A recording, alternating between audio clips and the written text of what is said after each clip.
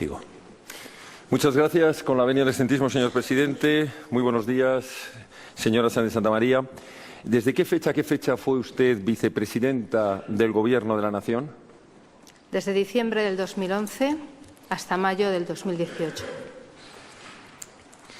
Mire, en relación con los hechos que ha conocido usted en su condición de vicepresidenta del Gobierno, ¿en qué reuniones participó usted directamente o a través de personas comisionadas con miembros de la Generalidad y para tratar el asunto del 1 de octubre? Yo no traté del asunto del 1 de octubre con ningún miembro del Gobierno de la Generalitat. Yo me reuní en 3 ocasiones con el señor Junqueras. Una en abril del año 2016 para abordar una serie de peticiones de la Generalitat de Cataluña. Una de ellas era el referéndum. En ese punto nunca quise entrar porque no es disposición del Gobierno, sino de la soberanía que corresponde al conjunto del pueblo español abordar esa cuestión. Les dije que sobre ese tema no tenía nada que hablar ni que abordar, sin perjuicio de que el resto de los asuntos que pudieran interesar al pueblo de Cataluña, a los ciudadanos de Cataluña, como al resto de los españoles, el Gobierno de España, por supuesto, abordaría cuantos asuntos fueran de interés. La segunda reunión que tuve con el señor Junqueras fue en julio de ese mismo año, en el 2016, donde abordamos la difícil situación financiera de la Generalitat.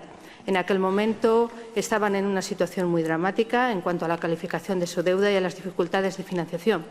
Y el ministro de Hacienda y yo nos reunimos con el señor Junqueras porque nuestra preocupación era que se sufragaran los servicios públicos. La última reunión fue en enero del año 2017, a principios de año. Fue una reunión en la que el señor Junqueras dijo que tenía el mandato exclusivo de abordar la petición de un referéndum. No quiso abordar el resto de los 45 asuntos que formaban parte de un documento que el señor Puigdemont había entregado al presidente del Gobierno. Yo le dije que sobre el referéndum nada tenía que hablar porque no correspondía a ningún Gobierno. Es un asunto del que es propietario el pueblo soberano y que en ese asunto no había ni diálogo, ninguna capacidad de entendimiento, que a disposición de los catalanes como del resto de los españoles cuando se trata de abordar asuntos que a los gobiernos corresponde, pero que en ningún caso ni nos íbamos a entender ni íbamos a negociar ningún asunto relativo al referéndum. Después de esa reunión no hubo ninguna más, quizá algún encuentro institucional, pero en el que nunca llegamos a hablar de temas de gobierno. Sí, usted ha dicho que la última reunión fue en enero del 2017. Sí, señor. Cuando usted traslada o establece un despacho en la ciudad de Barcelona, en lo que se denominó Operación Diálogo, ¿en ese despacho con quién llegó a reunirse? Y esto es posterior a enero del 2017. Mire, en ese despacho, en primer lugar, yo quiero decirle que cualquier miembro del Gobierno de la Nación puede tener despacho y celebrar reuniones en cualquier parte del territorio nacional y Cataluña.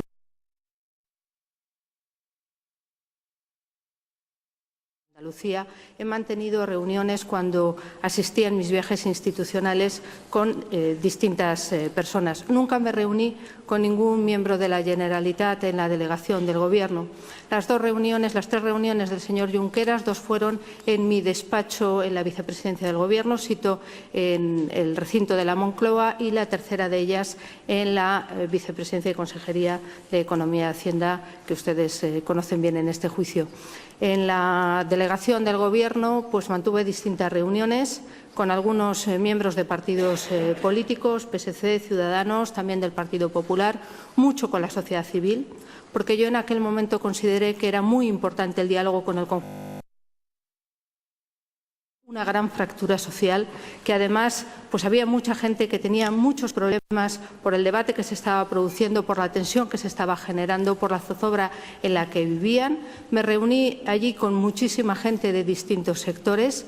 También quiero decir que ese despacho fue muy útil cuando se produjeron los atentados en el mes de agosto, porque pues, ahí nos pudimos reunir distintos miembros del Gobierno, pudimos atender a embajadores, a cónsules, habida cuenta de las diferentes nacionalidades que en ese atentado pues, fueron víctimas, también con comerciantes, con distintas personas que habían colaborado y que les dimos las gracias al respecto. Allí nunca me reuní con nadie de la Generalitat, pero sí pude hacer algo que yo consideraba que era fundamental, que era reforzar la presencia del Estado y el Gobierno de la Nación ese Estado en Cataluña, porque creía que era muy importante que estuviéramos allí presentes y que nos hiciéramos presentes, porque Cataluña es también España y la presencia del Gobierno de la Nación ayudaba a eso.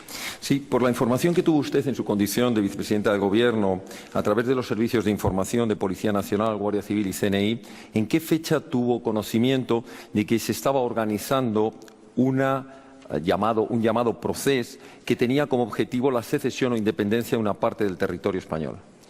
Mire, no hacía falta que lo conociéramos por parte de los servicios, por cuanto ya se encargaban los distintos líderes independentistas de dar publicidad con sus distintas declaraciones a lo que pretendían. De hecho, yo creo que fue como consecuencia de las elecciones en el septiembre de 2015 cuando se encargaron de publicitar lo que buscaban e incluso dijeron que la organizaban con un carácter plebiscitario. Cierto es que eso es una cuestión política porque jurídicamente no cabe en ese tipo de elecciones, pero vamos, era público y notorio que así lo hacían. Y lo que nosotros además inmediatamente llevábamos a cabo como Gobierno era cualquier acto que en el Parlamento de Cataluña o en cualquier otra institución pudiera ser contrario a la soberanía, a la unidad de España, a la integridad territorial, cuando ya obligación nuestra era defenderlo, o que pudiera ser contrario a la Constitución, pues inmediatamente recurríamos al Tribunal Constitucional. Como ya digo, había notoriedad en cuáles eran sus objetivos porque así lo hacían saber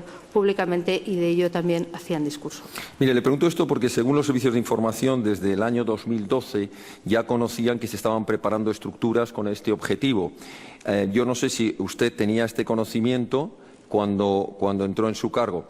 En concreto, le voy a preguntar en relación a la aplicación del mecanismo constitucional de garantía, el artículo de protección constitucional, el artículo 155. ¿Usted recuerda de qué fecha se aplicó este mecanismo? Bien, sobre la primera de sus apreciaciones yo tengo que decirle que en las primeras reuniones que se tuvo con la Generalitat de Cataluña a partir del año 2011 en que entramos el Gobierno, realmente esta no era una petición. Después de una reunión que hubo en julio en relación al pacto fiscal, que tampoco fue concedido por parte del Gobierno de la Nación, fue cuando por parte de algunos en la Generalitat se derivó hacia la petición de una consulta de esta naturaleza a la que nunca accedimos.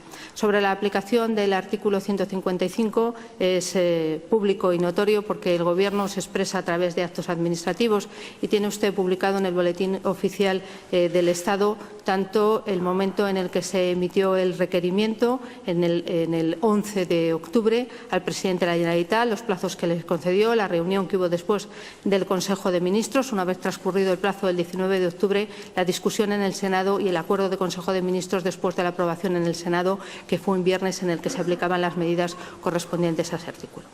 Sí, en concreto, la publicación fue el 27 de octubre, como usted sabe, del 2017 y los efectos terminaron el 2 de junio del 2018. Yo le pregunto si con anterioridad al 1 de octubre tuvo usted conocimiento, petición o informe por parte de Fiscalía, Abogacía del Estado, sobre la necesidad de aplicar o de activar el mecanismo del artículo 155 antes de que se produjera el 1 de octubre. Quería decirle que la aplicación del artículo 155 de la Constitución es una cuestión política y constitucional. Por tanto, no creo que corresponda a la Fiscalía General del Estado hacer ese tipo de petición. Y, por otro lado, la Abogacía del Estado lo que hace es asesorar en derecho al Gobierno. Por tanto, no hacer sugerencias de ese tipo. Nosotros lo que sí hicimos para aplicar el artículo 155 fue tener en cuenta las siguientes premisas. En primer lugar, la defensa de la soberanía y de la unidad nacional. En segundo lugar, garantizar el cumplimiento de la ley. En tercer lugar, hacerlo siempre de la manera más rigurosa, con la mayor prudencia y mayor proporcionalidad en defensa de la convivencia. Y por último, y esto me parece muy importante, mantener el acuerdo político. Yo creo que en ese asunto, a pesar de que en el Senado podíamos contar con el grupo parlamentario que sostenía al Gobierno con una mayoría suficiente, nos parecía muy oportuno que la buena parte de los partidos políticos estuvieran de acuerdo en la adopción de esa decisión, porque sin perjuicio de que la pone en marcha el presidente del Gobierno, la tiene que aprobar el Senado de la Nación.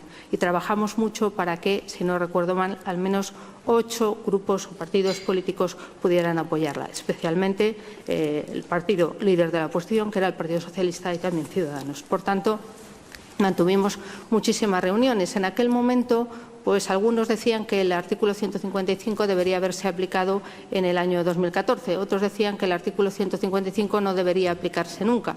Algunos fueron evolucionando de opinión en cuanto a cómo debía ser el artículo 155, si debía ser de una manera, si solo para convocar elecciones. Algunos incluso mantuvieron distintas opiniones al respecto a medida que iba evolucionando el asunto. Y no faltó quienes opinaron después que hubiera sido adoptado, lo cual ciertamente a la hora de tomar decisiones pues es mucho más sencillo de lo que suele decirse a toro pasado. Nosotros lo adoptamos cuando cumplimos esas premisas, sobre todo cuando logramos un acuerdo político en su aplicación. ¿Conoce usted lo que era la Operación Copérnico?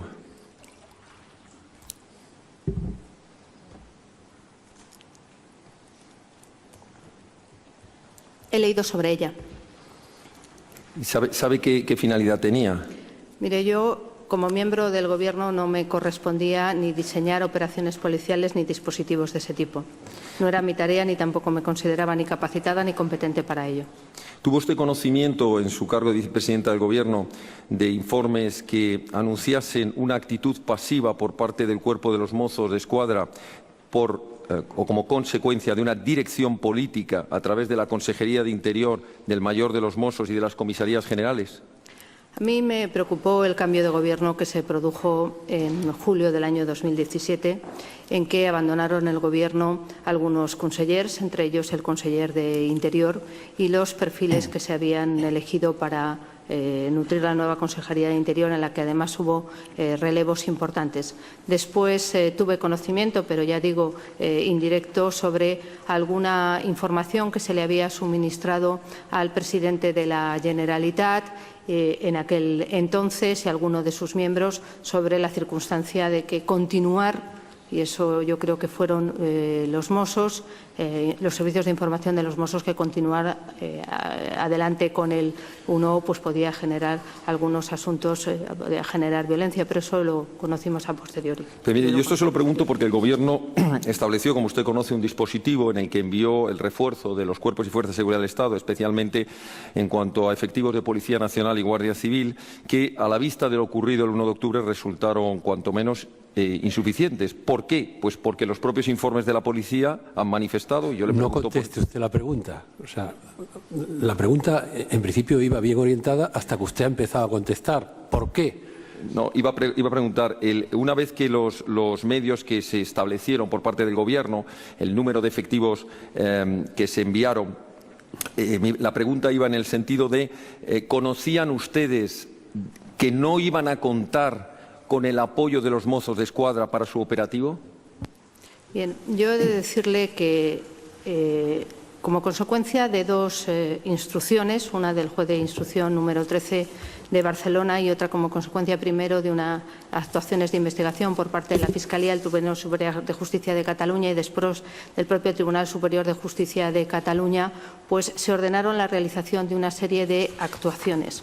Como consecuencia de una instrucción, si no recuerdo mal, de la Fiscalía, no sé si era la 8/2017, se encargaba también a la Policía y a la Guardia Civil que coadyuvara a esas tareas con los Mossos. Habida cuenta que, como sabe bien como yo, que la Policía y la Guardia Civil, como consecuencia pues de la aplicación de la Constitución y de algunas transferencias que se produjeron hace muchos años, que no con el Gobierno de Mariano Rajoy, pues la presencia de las fuerzas y cuerpos de seguridad del Estado más allá de los Mossos era limitada en Cataluña. Por tanto, el ministro del Interior tomó la decisión, creo recordar que fue en el entorno del 27 de septiembre del 2017, de enviar 6.000 policías y guardias civiles para que ayudaran a cumplir, a mantener el orden público, creo recordar que esa era la expresión, y a cumplir con las instrucciones de la juez y primero de la Fiscalía. ¿Tuvo conocimiento el Gobierno, una vez celebrado el 1 de octubre y previamente el 20-21 de septiembre, de actos de violencia contra los cuerpos y fuerzas de seguridad del Estado allí desplazados, tanto en sus alojamientos temporales como en sus acuartelamientos permanentes? Creo que todo el mundo vio esas imágenes violentas. A nosotros, como Gobierno, pues nos informaba el ministro de Interior y el delegado del Gobierno de lo que se iba produciendo.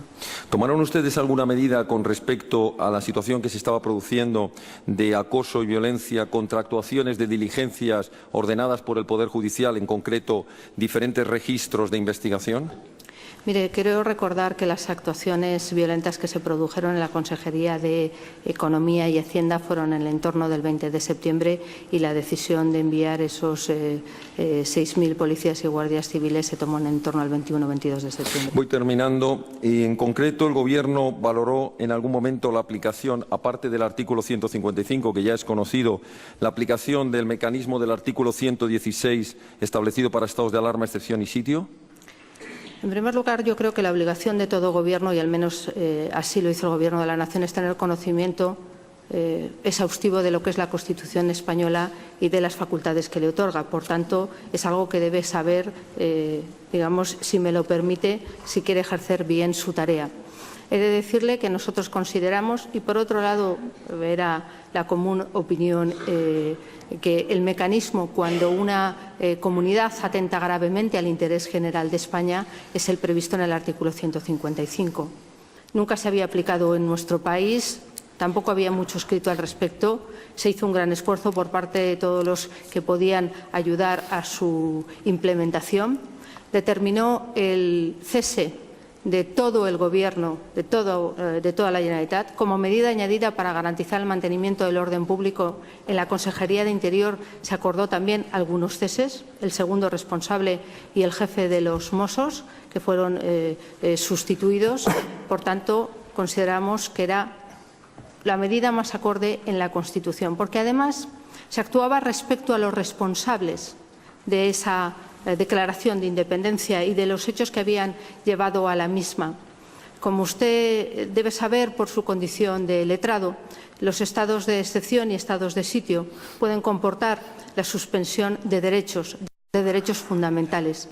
Y yo creo que era mucho más oportuno actuar respecto a los que habían incumplido gravemente la Constitución que, de otra manera, perjudicar a los ciudadanos de Cataluña, que también nuestro objetivo era preservar su convivencia. Y una última pregunta. Mire, el mismo día 1 de octubre, donde se produjo ese referéndum ilegal, y le pregunto, a raíz de lo que ocurrió el día 27 de octubre con la declaración de independencia, usted escribió un Twitter en su cuenta en su cuenta particular o personal, donde dice: el referéndum no se ha celebrado. El Gobierno ha desbaratado algo que no tenía ni garantías democráticas. ¿Sigue usted manteniendo esa posición después de los hechos que ha conocido pasado el 1 de octubre? La Junta Electoral Central, el día 4 de octubre del año 2017, dijo que no se había producido ese referéndum. Y creo que es el órgano encargado de la vigilancia en relación a los procesos electorales de nuestro país. No hay más preguntas. Muchas gracias. Muchísimas gracias, señor letrado. ¿El Ministerio Fiscal quiere formular alguna pregunta a la testigo? Sí, con la venia, señor. Señora Sáenz de Santamaría, usted ha reconocido a preguntas de la acción popular o de la acusación popular que tuvo 3 reuniones con el señor Junqueras como vicepresidente de la Generalitat y consejero de Economía. Sí. 2 de ellas en Madrid y una en Barcelona. Sí. La última en Barcelona. Sí. En esas reuniones ha reconocido también que le planteó el tema del referéndum y que usted, lógicamente, se negó a hablar de ese tema. Rotundamente. Porque lo planteaba al margen de la Constitución. Al margen de la Vamos a Constitución. hacer las preguntas y que las responda ella. No hagamos afirmaciones a las que ella se adhiera. Le pregunto, ¿cuál es la razón por la que me negué a hablar de por la que este se negó a asunto? hablar del referéndum? Porque el Gobierno de la Nación no puede disponer sobre la soberanía y sobre la unidad del territorio nacional. Mi diálogo con la Generalitat, como cualquier otra comunidad autónoma, porque he de decirle que yo no solo he tenido reuniones con la Generalitat de Cataluña, he tenido reuniones prácticamente con los presidentes y vicepresidentes de todas las comunidades autónomas, como corresponde al Gobierno de la Nación. Yo nunca puedo vulnerar la ley. Mi obligación es cumplir la ley y, en la medida de lo posible, de mis competencias, hacerla cumplir. Y yo ni con el señor Junqueras ni con nadie puedo hablar de convocar un referéndum de autodeterminación en nuestro país. Porque si eso se quiere hacer, hay que reformar la Constitución.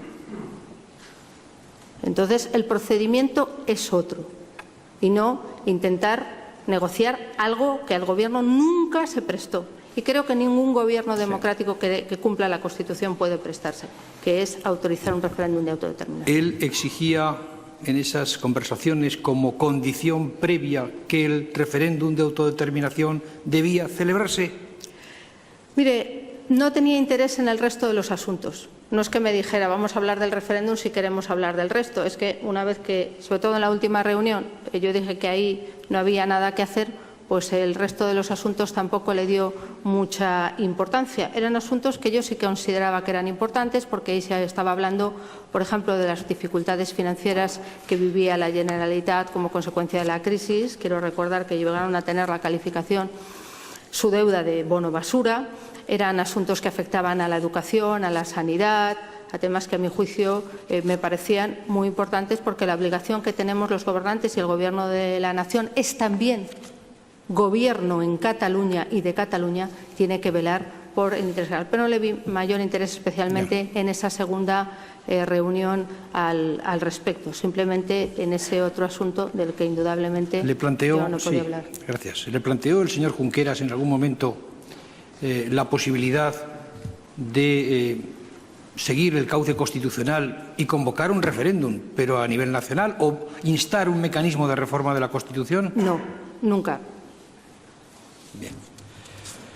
Usted, aparte de los contactos o de las reuniones que tuvo con el señor Junqueras, en las fechas que ha comentado, ¿recuerda si en mayo del 2017 el Gobierno le invitó al señor Puigdemont, al procesado rebelde señor Puigdemont, a comparecer en Madrid y defender su proyecto independentista en el Congreso de los Diputados? Sí, el señor presidente del Gobierno, don Mariano Rajoy Brey, le mandó una carta para que, si quería defender su posición, lo hiciera por los cauces legales en el Congreso de los Diputados, que en primera instancia representa al conjunto del pueblo español. ¿Cuál fue la respuesta del procesado rebelde? Bueno, creo que es público que no vino. ¿Les contestó por escrito? Pues tendría que repasarlo, pero indudablemente no vino porque no estaba dispuesto, según creo recordar, a someterse a una votación. Pero probablemente contestará por escrito, pero sobre ese punto le digo, probablemente sea público, porque todas las comunicaciones al respecto lo fueron. Ya. ¿Usted recuerda si en el mes de junio hubo un intercambio epistolar entre el procesado rebelde señor Puigdemont y la presidenta del Congreso en torno a este tema? Mire, es un tema que yo no conozco de primera mano, entonces sobre ese punto tampoco yo puedo contestar sobre la relación epistolar con otro, pero sí es cierto que en los medios de comunicación apareció alguna cuestión al respecto. ¿No sabe si el señor Puigdemont se dirigió al Parlamento, a la presidenta del Congreso, para que se hiciera una comparecencia, por supuesto sin votación, en la que él explicara el proyecto a los miembros del Congreso de los Diputados? Mire, yo lo que le puedo decir es la relación epistolar con el Gobierno, con otra institución del Estado, pues no puedo contestarle. Tampoco sabe entonces, o no recuerda si la presidenta le contestó recordándole los cauces legales que había que seguir. Hombre, indudablemente cualquier presidente del Congreso sabe que tiene que cumplir con esa obligación constitucional y lo que sí recuerdo son declaraciones de la presidenta del Congreso en ese sentido, que esa es la casa en la que se representa la soberanía nacional, la soberanía popular, y quien quiera plantear un cambio en la Constitución debe hacerlo allí.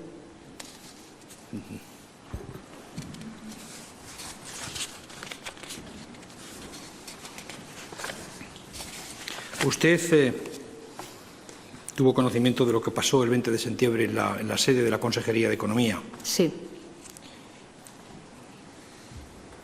¿Recuerda usted si a partir de ese momento, hasta que se produce el referéndum y después hasta que se declara la independencia por parte del Parlamento de Cataluña, primero por el señor Puigdemont, suspendida, y después por el Parlamento de Cataluña, hubo, durante todo ese periodo de tiempo, un mes, un poco más de un mes, hubo incidentes violentos o choques o enfrentamientos todos los días?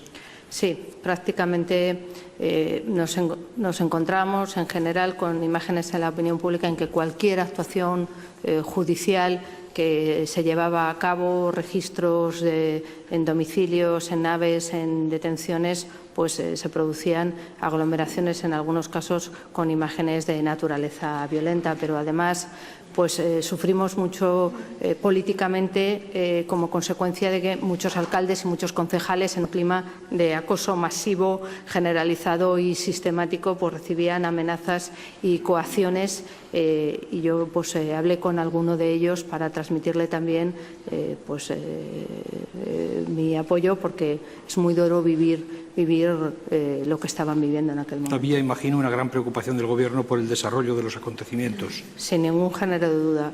Cada uno en lo que es el Estado tiene que cumplir su obligación, tiene que cumplir con la ley, debe hacerlo de manera tal, pero el Gobierno en las responsabilidades que tenía también. ¿Usted recuerda si justo antes del 1 de octubre hubo alguna conversación con alguien del Gobierno de la Generalitat indicándoles que podían producirse choques, que el referéndum estaba prohibido y que había que ejecutar la orden judicial y cumplir con las leyes?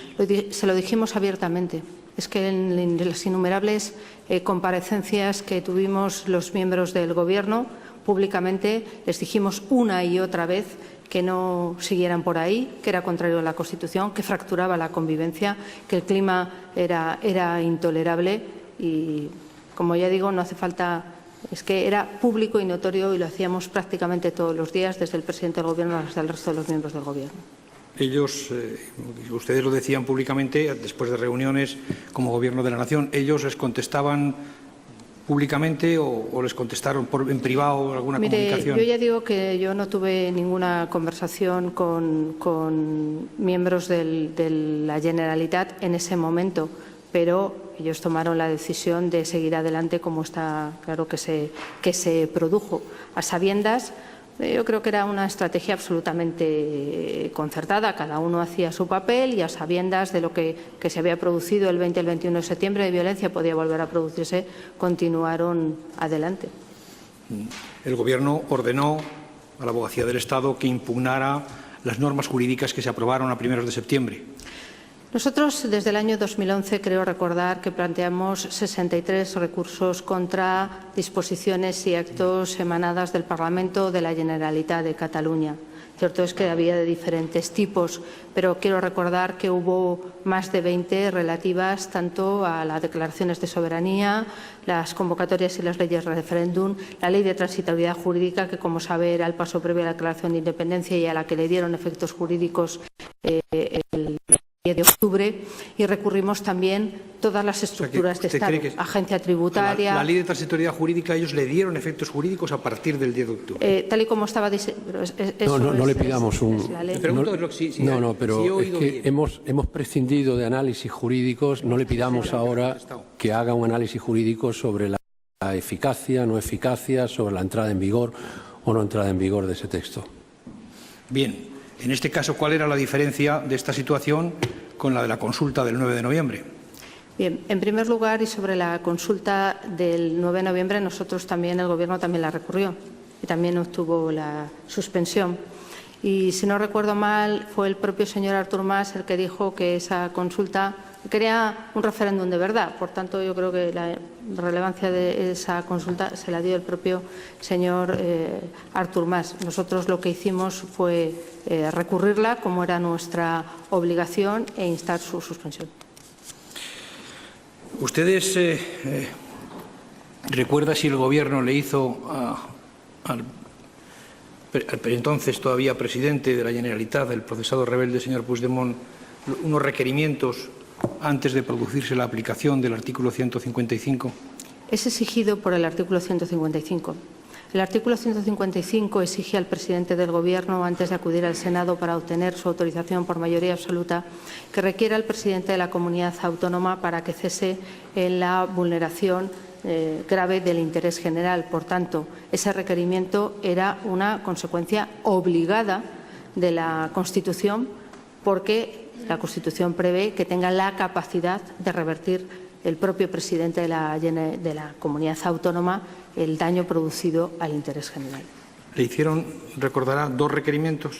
Se hizo un requerimiento con 2 fechas. La primera de ellas, aunque nosotros no teníamos ningún tipo de duda, es para que el señor Artur Mas dijera abiertamente que no había declarado la independencia. Podía haber dicho que no la había declarado, no lo hizo, y se abría el siguiente plazo, que era, si no contestaba que no la había declarado, si contestaba que sí o no era claro, se le abría un segundo plazo hasta el 19 de octubre para que revocara esa decisión. Una vez constatado que no había revocado esa decisión, por tanto se cumplía el trámite previsto en el artículo 155 de la Constitución, hubo inmediatamente un Consejo de Ministros y se remitió el acuerdo del Consejo de Ministros al Senado para tener su aprobación por mayoría absoluta. ¿Consideraron ustedes para tomar esas decisiones, que estaba en riesgo el orden constitucional? Por supuesto, es que es una exigencia del artículo 155 de la Constitución y ahí había un riesgo grave de intento de derogación de la Constitución en esa comunidad autónoma. Se había declarado unilateralmente la independencia y habíamos además visto los acontecimientos en los días previos de su comportamiento. Por tanto, entendíamos que había una vulneración muy grave del orden constitucional. Es que el artículo 155 es una medida excepcional ante una vulneración grave, muy grave del orden constitucional. ¿Recuerda si in extremis también se le ofreció al entonces presidente de la Generalitat acudir al Senado, bien en comisión, bien en el Pleno? Tenía la capacidad de hacerlo y no lo hizo. Pero se le ofreció esa posibilidad y no vino.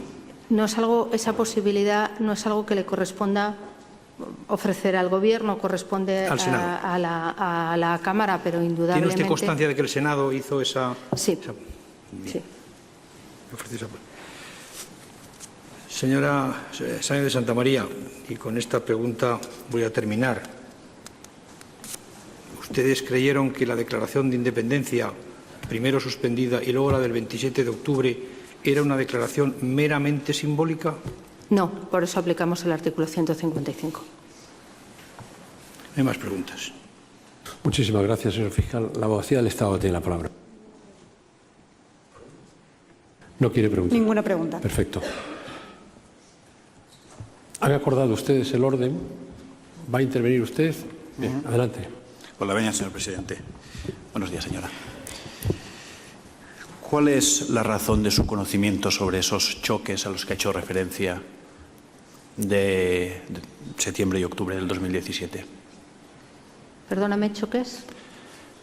¿Dice los actos violentos? Sí. ¿Se está refiriendo a eso?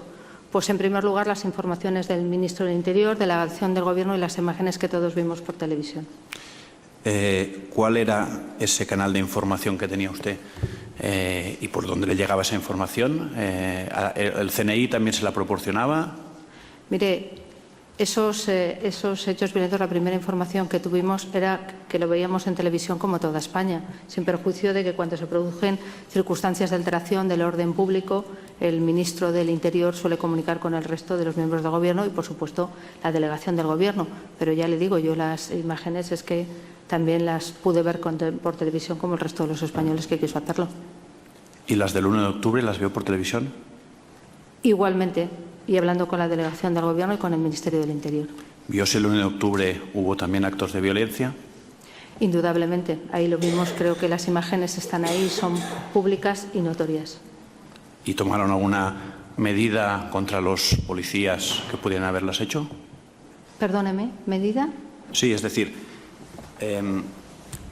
supongo que pudo ver si algún policía agredía a algún ciudadano el 1 de octubre por la televisión. En primer lugar, me gustaría recordar que la actuación de las distintas fuerzas y cuerpos de seguridad del Estado lo fue en ejecución de una decisión judicial.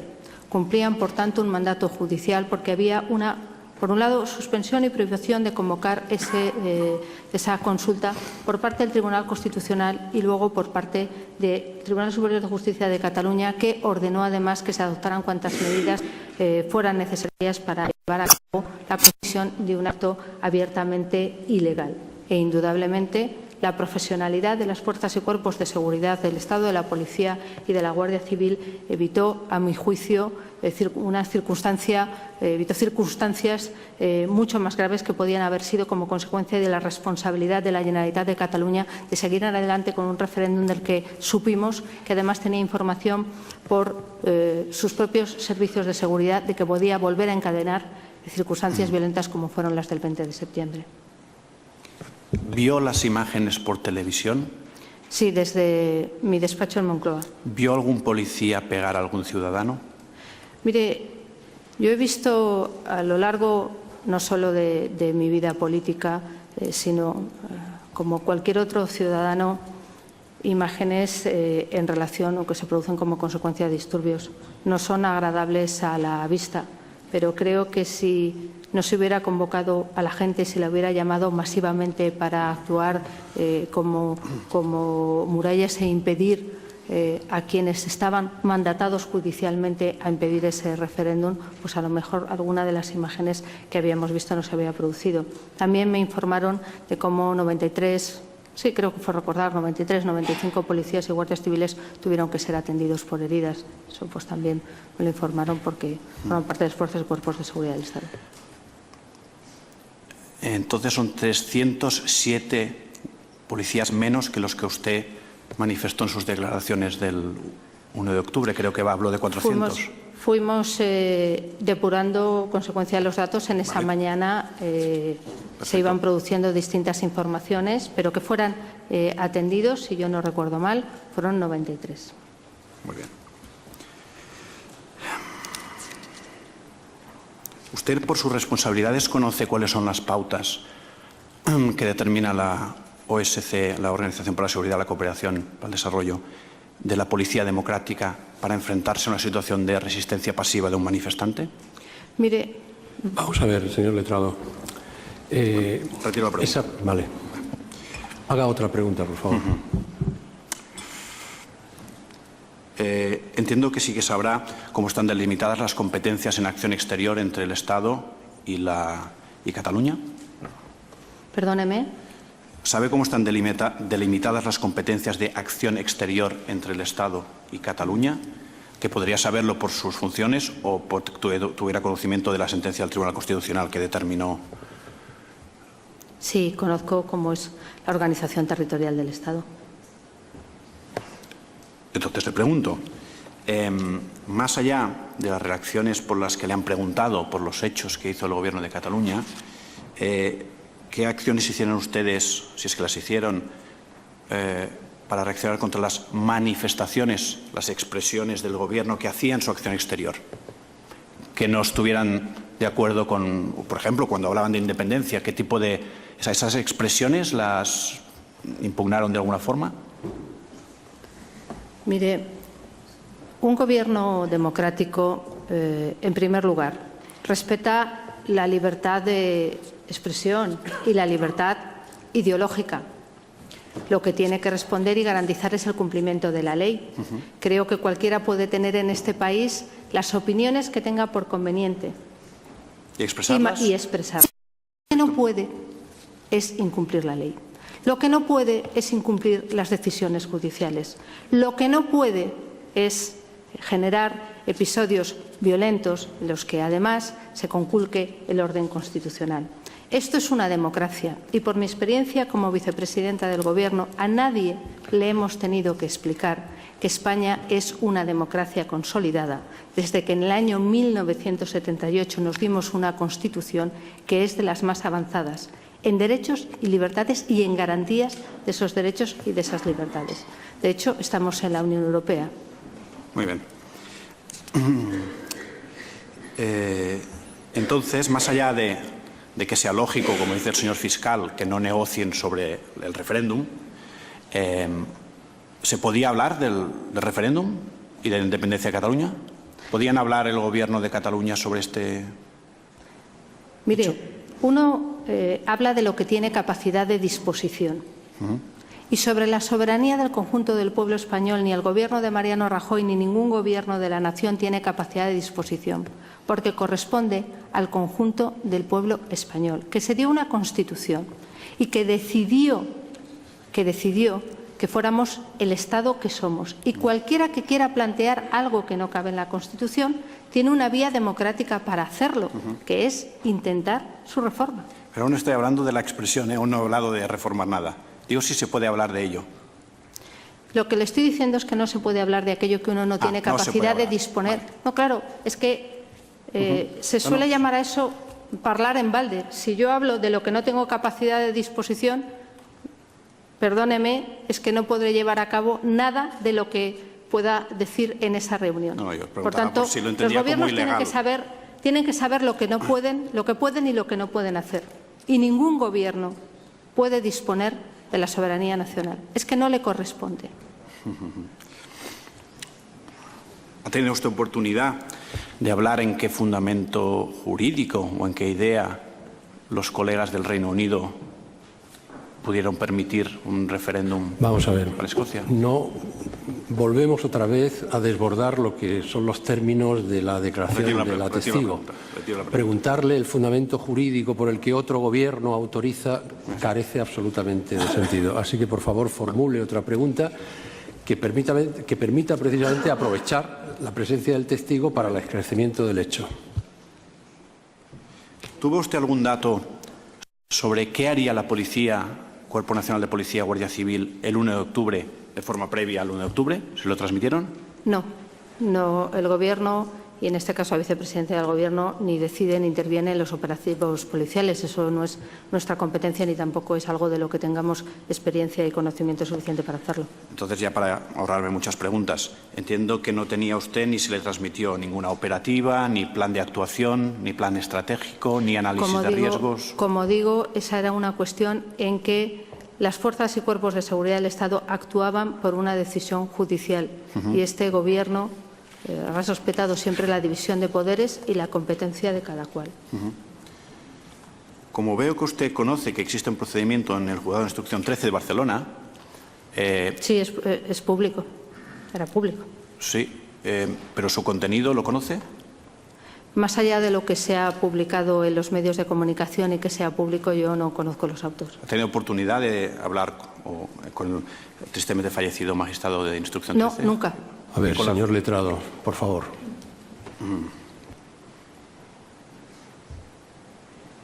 ¿Cuántas veces se ha reunido la Comisión Bilateral Generalitat-Estado desde la 9ª legislatura hasta la 11ª? Pues mire, no se reunió, lo cual no quiere decir que no se abordaron algunos asuntos importantes para Cataluña, que desde luego, sí, siempre y cuando nosotros los consideramos importantes, cuando a uno lo único que le interesa es el referéndum, a lo mejor no lo son, pero sí se pudo solventar algunas cuestiones en relación, pues, por ejemplo, a la financiación de la comunidad autónoma, de sus servicios esenciales, porque era de lo que estábamos tratando en aquel momento. Estoy hablando del año 2011, en que la situación en España era dramática y en algunas comunidades autónomas, como es el caso de Cataluña, rozaba lo trágico. Y después pues, seguían funcionando algunas comisiones para poder ir solventando algunas cuestiones. Yo creo recordar que el señor Artur Mas fue a la conferencia de presidentes, cosa que no hizo después el señor Puigdemont cuando se convocó. ¿Ha dicho usted que no se reunió nunca? Yo no recuerdo que se reuniera. ¿Pero recuerda que recibió unas 10, 15 solicitudes para que se reuniera desde el Gobierno de la Generalitat?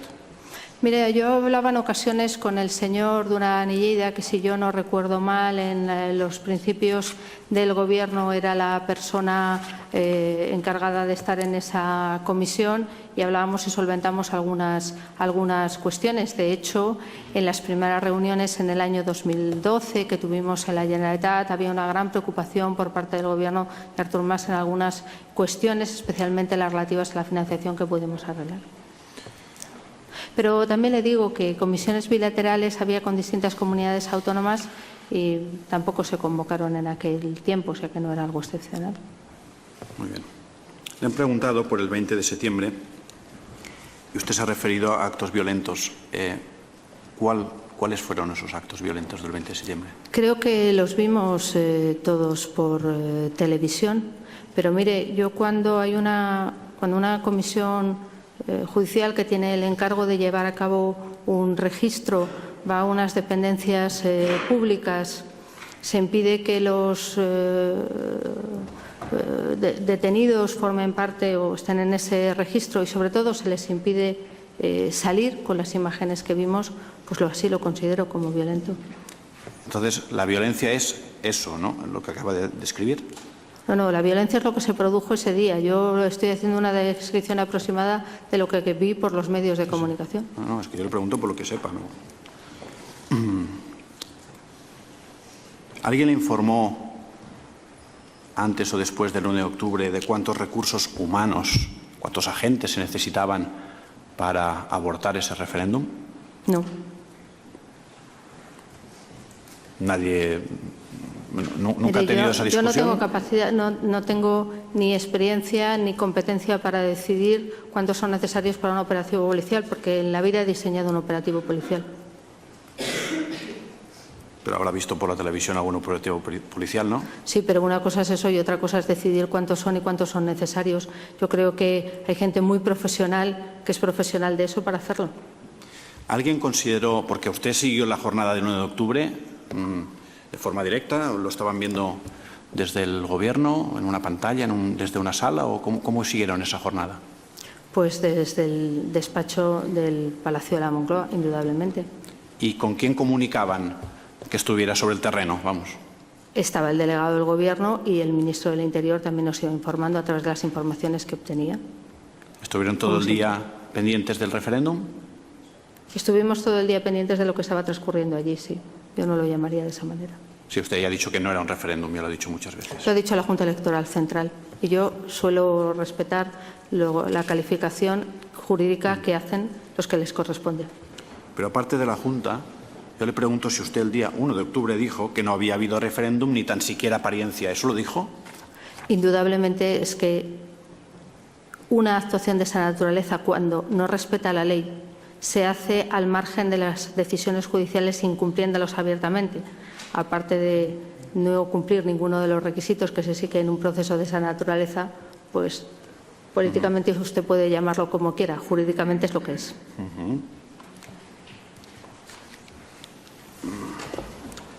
En esa sala, en algún momento se habló de cuestiones de proporcionalidad en el uso de la fuerza por parte de esas personas que les transmitían algún dato o de ustedes mismos.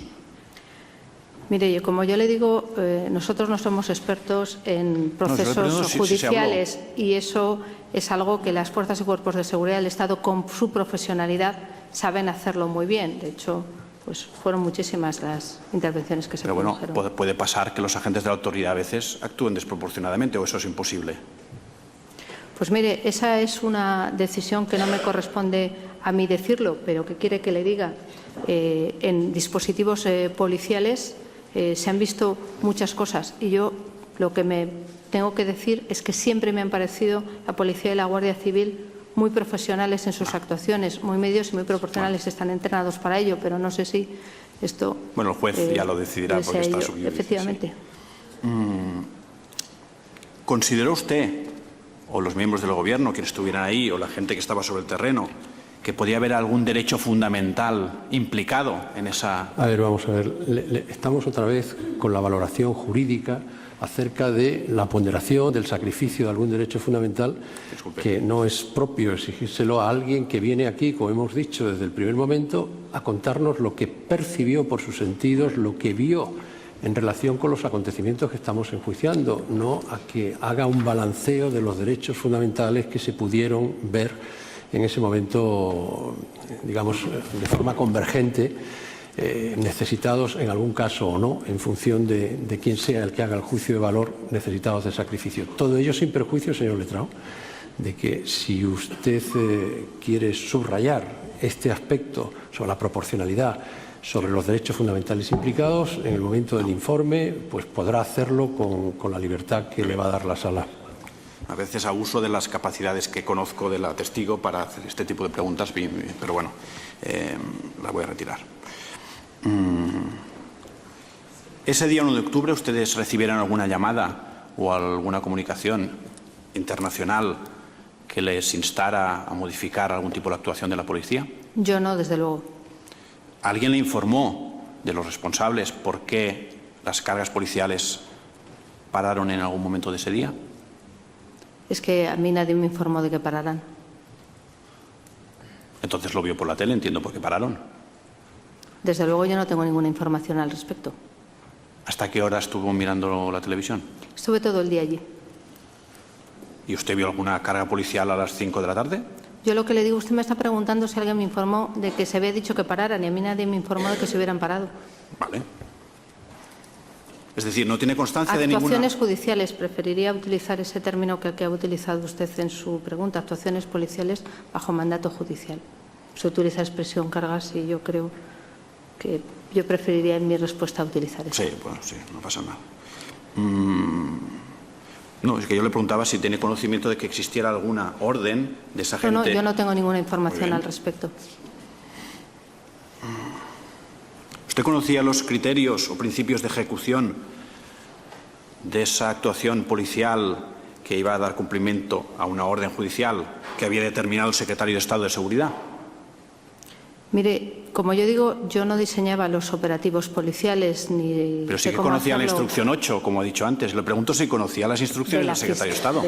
De la Fiscalía, que llevó a enviar por parte del Ministerio del Interior 6.000 policías y guardias civiles. Esa instrucción la dicta el secretario de Estado de Seguridad en el uso de sus competencias. Yo no intervengo en absoluto.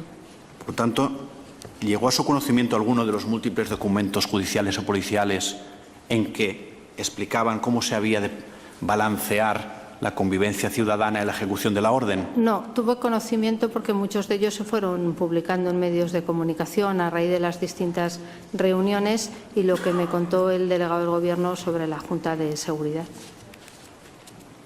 Por lo tanto, me está diciendo que en ningún momento nadie habló de la preservación de la convivencia ciudadana. Mire, durante todo este tiempo nosotros tratamos de preservar la convivencia ciudadana en Cataluña. Ojalá por parte de otras instituciones, especialmente de la Generalitat, lo hubieran hecho. Por eso aplicamos el artículo 155, para preservar la convivencia. ¿Qué sucedió con una solicitud de reprobación de su actuación que al parecer instó el Partido Socialista el día 2 de octubre? No lo sé, tendrá que preguntarle al Partido Socialista. ¿Usted no se enteró de qué? Sí, pero nunca llegó a formularse ni a votarse. Por eso se lo preguntaba. Y vamos al 3 de octubre.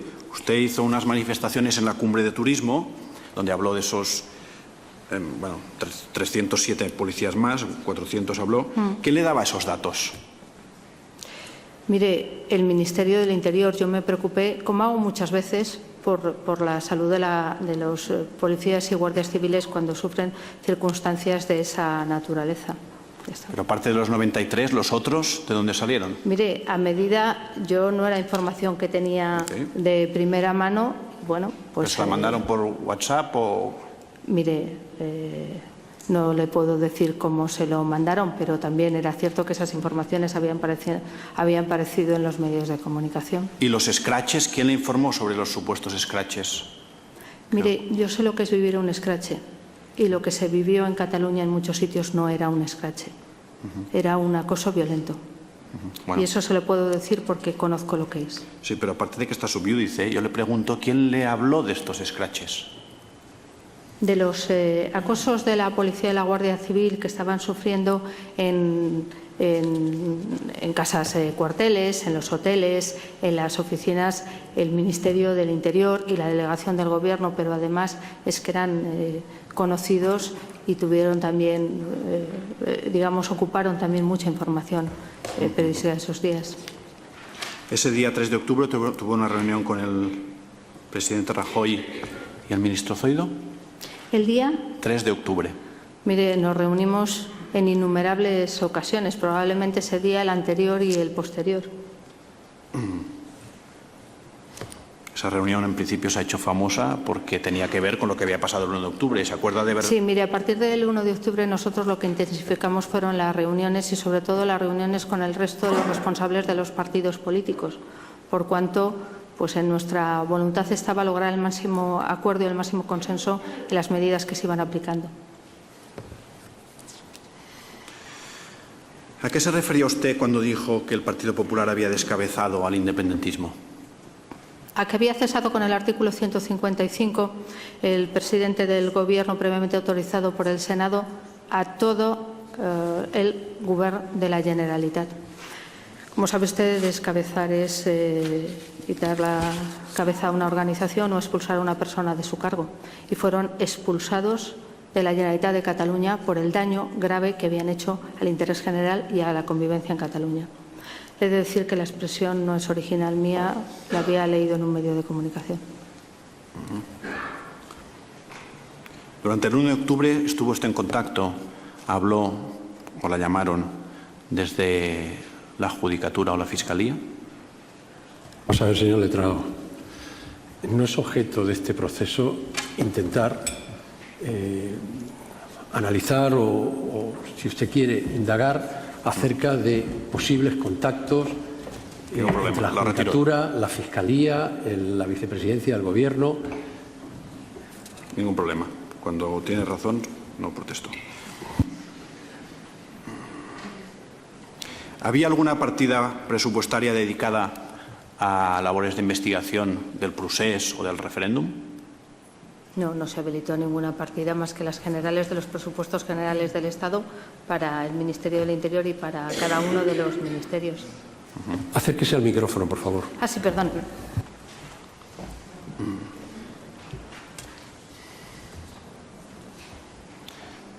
No le preguntaré si, porque doy por supuesto que usted nunca influye en ninguna decisión judicial. Yo le pregunto si llamó usted o alguien de su confianza o de su gabinete al presidente o algún magistrado del Tribunal Constitucional con relación a la impugnación de la investidura del señor Puigdemont. Mire, la investidura del señor Puigdemont la recurrió el Gobierno. Pedimos un informe al Consejo de Estado y el Consejo de Estado pues no nos dio un informe favorable, cual a lo mejor también es de su interés, porque como está hablando de contactos, pues fíjese quien es el supremo órgano consultivo del Gobierno dijo que no había elementos para la impugnación, pero no obstante nosotros lo impugnamos y creo que se hizo lo que se tenía que hacer, cumpliendo con nuestra obligación, y se recurrió ante el Tribunal Constitucional. Creo que nos dio la razón, finalmente, no hace mucho. Por tanto, fíjese usted, si el Consejo de Estado no nos dio la razón, creo que obvia preguntar por el resto de instituciones del Estado, que igual que el Consejo, pues decidirían y tenían que decidir a su leal saber y entender. Nosotros entendimos que sí, el Consejo de Estado, su informe no fue favorable respecto de esa impugnación y aún así nosotros decidimos recurrir. ¿Y la llamada existió? No, yo no he llamado a nadie. Pero ya le digo, fíjese la prueba, que es que el Consejo de Estado tenía otro criterio. Venga, le voy a preguntar la última.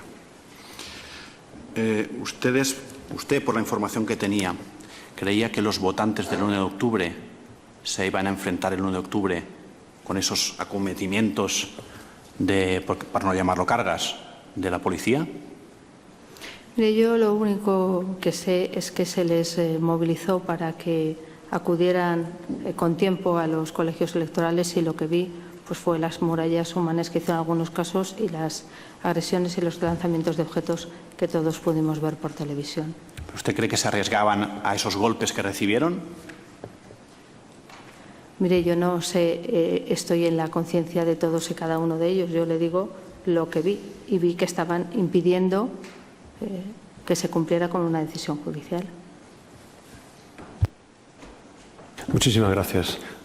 ¿Alguna defensa va a preguntar? Sí, con la venia. Vamos a intentar no repetir, sí, para darle más agilidad a las declaraciones testificales, no repetir lo que ya ha sido objeto de pregunta. Muy brevemente, señor presidente. Buenos días, señora. Muy buenos días. Mira, la primera cuestión es si sabe usted, si lo sabe directamente por propia percepción o de referencia porque se lo hayan explicado, si en la Consejería de Interior de la Generalitat de Cataluña, como consecuencia de la aplicación del artículo 155, hubo la menor resistencia o reticencia a la toma de control por parte del Gobierno central. Después de la aplicación del artículo 155, mira, el artículo 155 supuso el cese del conseller de Interior, el cese de su segundo y el nombramiento del señor Puigcerver como encargado de llevar a cabo esas tareas, y también hubo el relevo de quien fue el jefe de los Mossos de Escuadra. Entonces, a partir de ese momento, lo que se trabajó es por preservar y mantener el orden público. Quisimos en ese ámbito, de acuerdo con las capacidades que nos había dado el Senado y visto lo que habíamos vivido en relación a las circunstancias del 1O y al comportamiento de unos y otros, creímos que la Consejería del Interior debía producirse una intervención mayor que en otras consejerías como consecuencia de lo que habíamos vivido. Ya ve, señor presidente, que yo intento que la pregunta sea breve. De la respuesta ya no puedo hacerme garante. La pregunta era, en definitiva, si el señor Puigcerver, que efectivamente es el que tomó el control del máximo estamento político de la Consejería, se halló frente a alguna oposición, resistencia o renuencia por parte de alguno de los cargos de confianza que no fueron cesados o de la estructura funcionarial del Departamento, que usted sepa. Que yo sepa, a mí no me transmitió al respecto nada de eso, pero creo que lo han llamado ustedes como testigo, le podrá preguntar. A lo mejor es más breve señora, que yo en las respuestas. Pero mire si era fácil, que a usted no le constaba, perdón. A mí no me transmitieron nada al respecto. Como digo, en esa consejería se llevó a cabo una intervención mayor como consecuencia de lo que habíamos vivido en las semanas anteriores. Muy bien. Y ha dicho usted que fue cesado el mayor, el máximo cargo. Sí. ¿Sabe usted a qué comisario del Cuerpo de Mossos de Escuadra fue encomendado el mando durante la sustitución, durante el cese del mayor de los Mossos? Creo que eso se publicó en los boletines correspondientes. Creo que era el señor Ferran López. Sí, efectivamente. Está publicado en los diarios oficiales. Sí, sí, es notorio. En el boletín oficial del Estado y en el diario oficial de la Comunidad Autónoma. Por publicar que no quede. No, si la pregunta era si sabía usted... No, es que si no se publica, señor letrado, no tiene efectos. Gracias. No, si la pregunta en definitiva era si sabía usted que el señor López era precisamente el comisario de Mossos de Escuadra que participaba en las reuniones de coordinación con el señor Pérez de los Cobos y los representantes del Ministerio. Yo no estaba en esas reuniones de coordinación. No he preguntado si usted estaba en la reunión, le he preguntado si usted sabía que era el señor López quien participaba, porque me imagino que el Departamento de Interior alguna socialización del conocimiento debía tener con la señora vicepresidenta. De quien más se hablaba era del señor Trapero, que era el jefe. En definitiva, usted no conocía que el señor López era el comisario que asistía a las reuniones de coordinación con los representantes estatales. Pues mire, yo del que oí hablar era del señor Trapero, que fue al que cesamos. Bueno, bien. Otra cuestión. Usted se ha referido al conocimiento del nivel de violencia que podía ocasionarse con la celebración del referéndum del 1 de octubre, haciendo mención a informes de inteligencia de los propios Mossos de Escuadra. Sí, lo conocimos después, que eso se había producido, y entonces yo pensé que en mi responsabilidad, si tú sabes que eso se va a producir y eres el responsable de la Generalitat, pues yo desde luego lo hubiera tenido muy presente. No, si la pregunta en definitiva era si usted tiene un conocimiento de referencia del contenido de ese informe de inteligencia, que es un informe de la Comisaría General de Información del día 28 de septiembre. Pero permítame, señora, no he terminado de formular que le formule la pregunta y a continuación usted aborda la respuesta. Sí, perdóneme, gracias. No, es usted muy amable. La pregunta es si tiene usted conocimiento, percepción directa de dicho documento y de los riesgos que en él se advertían. Lo vi después publicado. Y cuando uno es vicepresidente del Gobierno, uno dice, ¿qué hubiera hecho si yo hubiera tenido ese informe? Pues lo hubiera seguido, porque mi obligación es primero preservar la convivencia. Otros no lo hicieron. O sea, sí lo leyó.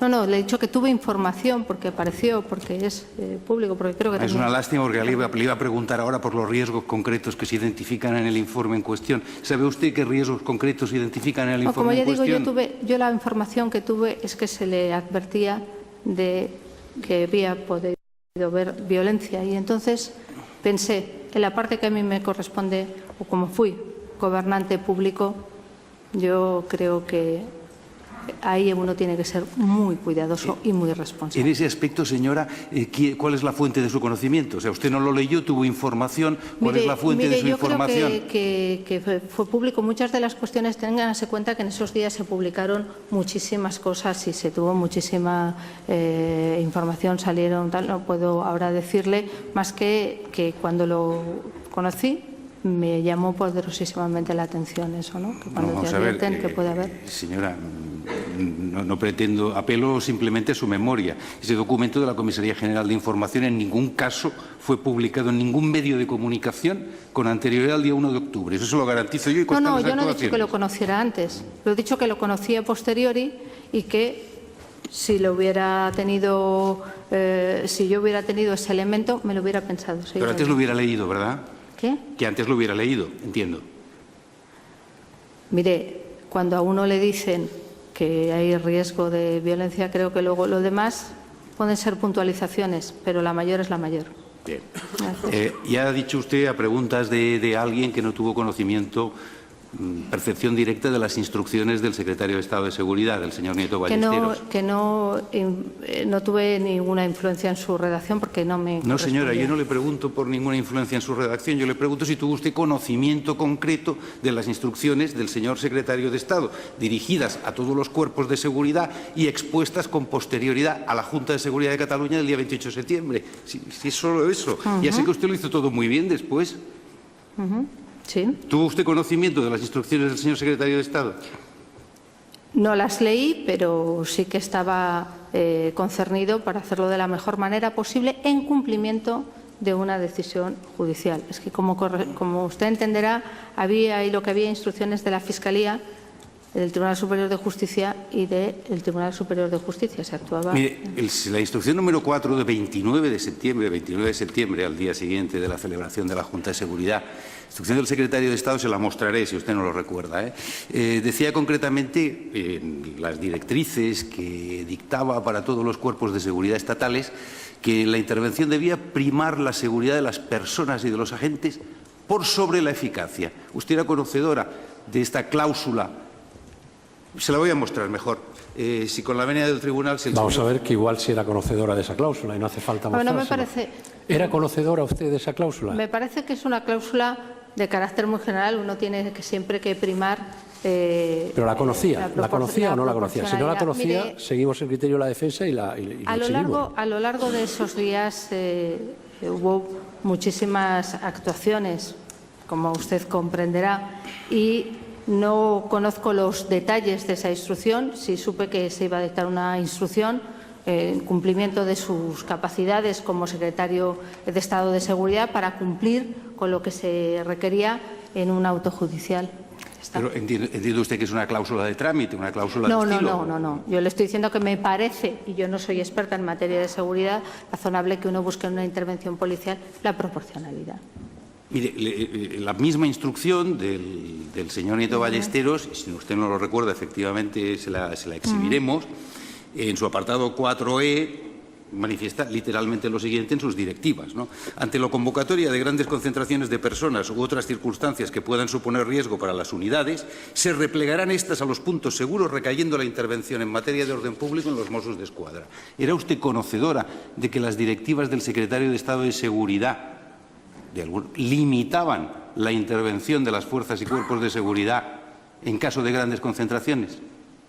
No era conocedora, no tuve constancia hasta ese límite del detalle. Me pareció que eran los más indicados para desarrollar un dispositivo policial y yo es que, ¿qué quiere que le diga? No puedo opinar al respecto. Esta instrucción, señora Sáenz de Santamaría, es del día 29 de septiembre. Claro, entonces la pregunta que yo tengo que hacerle a la vista de lo que usted ha declarado, preguntas del Ministerio Fiscal y de la acusación popular, es cuándo perdió el Gobierno la confianza en la actividad de los Mossos d'Esquadra como policía leal. Porque el 29 de septiembre el secretario de Estado les asignaba las competencias en materia de orden público a requerimiento de las fuerzas y cuerpos de seguridad del Estado. Me imagino que también tendría presente las decisiones que había tomado o que se habían tomado en el auto por parte del Tribunal Superior de Justicia de Cataluña. Usted ha manifestado ya a preguntas también en el turno de las acusaciones que era conocedora de la existencia de instrucciones de la Fiscalía Superior de Cataluña. Yo era conocedora de una instrucción que motivó el envío de 6.000 policías y guardias civiles como consecuencia de una carta que el señor ministro del Interior le mandó al conseller. Indudablemente, cuando se mandan 6.000 policías y 6.000 guardias civiles, pues indudablemente el Gobierno pues tiene que ser conocedor de ese asunto, nada más. Discúlpeme, señora Sáenz de Santamaría, porque usted y yo, o yo, estamos equivocados. Efectivamente, hay una carta del señor... O los dos. O los dos, es verdad, cierto, que tal vez sea la más probable. Existe una carta del señor ministro del Interior, efectivamente, al señor conseller de la Generalitat, de fecha 22 de septiembre, en la que se le comunica que van a llegar efectivos policiales. Pero que yo sepa, no hay ninguna instrucción de la Fiscalía Superior que diga que tengan que ir efectivos policiales a Cataluña. Si usted me puede precisar. Yo me imagino que sería para cumplir, tal y como a mí me dijeron, hay una instrucción y para cumplir creemos que la mejor manera de cumplirla es esta. La carta del señor ministro, que todavía no tenemos, fue decretado pertinente y se requirió para que se aportara, pero todavía no la tenemos. Pero bueno, en la memoria del señor Ford hacía referencia al artículo 38 de la Ley de Fuerzas y Cuerpos de Seguridad del Estado. Por tanto, hacía referencia a un envío de contingentes de naturaleza gubernativa, ni judicial ni por criterio asignado por Fiscalía alguna. ¿Es usted conocedora de este hecho? Conozco el artículo 38, esa petición de la autoridad regional, que no era el caso, o por decisión propia para el mantenimiento del orden público. Bien, se enviaron, ha dicho usted, 6.000 efectivos. Sí, creo recordar, no puedo decirle el número exacto. No, se lo digo porque, vamos, que yo sepa, y también me puedo equivocar, no existe ningún documento que cuantifique los contingentes enviados a Cataluña. ¿Cuál es su fuente de conocimiento sobre el hecho de que fueran finalmente 6.000? Pues mire, fue una cifra de la que se hablaba con habitualidad. ¿Esa es su fuente de conocimiento, el que se hablara con habitualidad? El ministro del Interior calculaba en torno a esa cifra. ¿Sabe usted cuántos centros de votación estaban previstos para el día 1 de octubre de 2017? Pues mire, creo recordar que se hablaba incluso porque algunos no abrieron, primero que si eran públicos, los privados, luego a los alcaldes se les acosaba para que los abrieran y tal. Pueden ser más de 2.000. 2.239, exactamente. Entonces, claro, la pregunta es la siguiente. Si ustedes no confiaban en los Mossos d'Esquadra, ¿qué iban a hacer esos pobres 6.000 agentes con 2.239 centros? ¿A qué iban? ¿A reforzar el orden público en auxilio de los Mossos d'Esquadra o a sustituir a la Policía de la Generalitat? Desleal. A cumplir con su obligación de acuerdo con un mandato judicial. Bueno, eso sí que es una cláusula de estilo, perdóneme usted, yo le digo, había previsto el Gobierno una actuación autónoma de las fuerzas y cuerpos de seguridad del Estado, dada la desconfianza que la carta del ministro del día 22 manifestaba en la Policía de la Generalitat, o se estaba pensando simplemente, como el secretario de Estado refleja el 29 de septiembre, en una actuación a requerimiento de los Mossos d'Esquadra. Mire, daba cumplimiento a una decisión judicial, según a mí me informó el ministro del Interior, y a los elementos que en esa decisión judicial se hacían constar.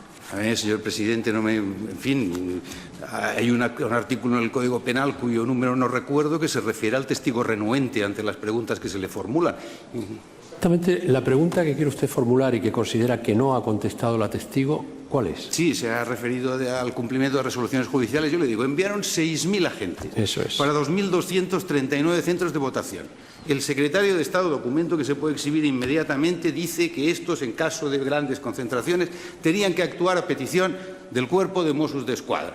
Esa es la cuestión. Entonces yo le digo, confiaban en la Policía de la Generalitat y enviaron contingentes de las fuerzas y cuerpos de seguridad en apoyo o era en sustitución. Esa es la pregunta. Si puede, desde la perspectiva del Gobierno, cuando acuerdan el envío de ese refuerzo de 6.000 policías, si se estaba pensando en alguna de las alternativas que le sugiere el letrado.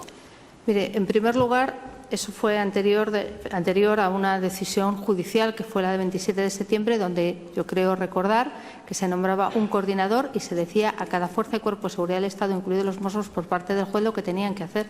Y lo cumplirían, pero como ya digo, yo ni participé ni diseñé ese dispositivo policial, ni me siento capacitada para decir cuántos son o no necesarios.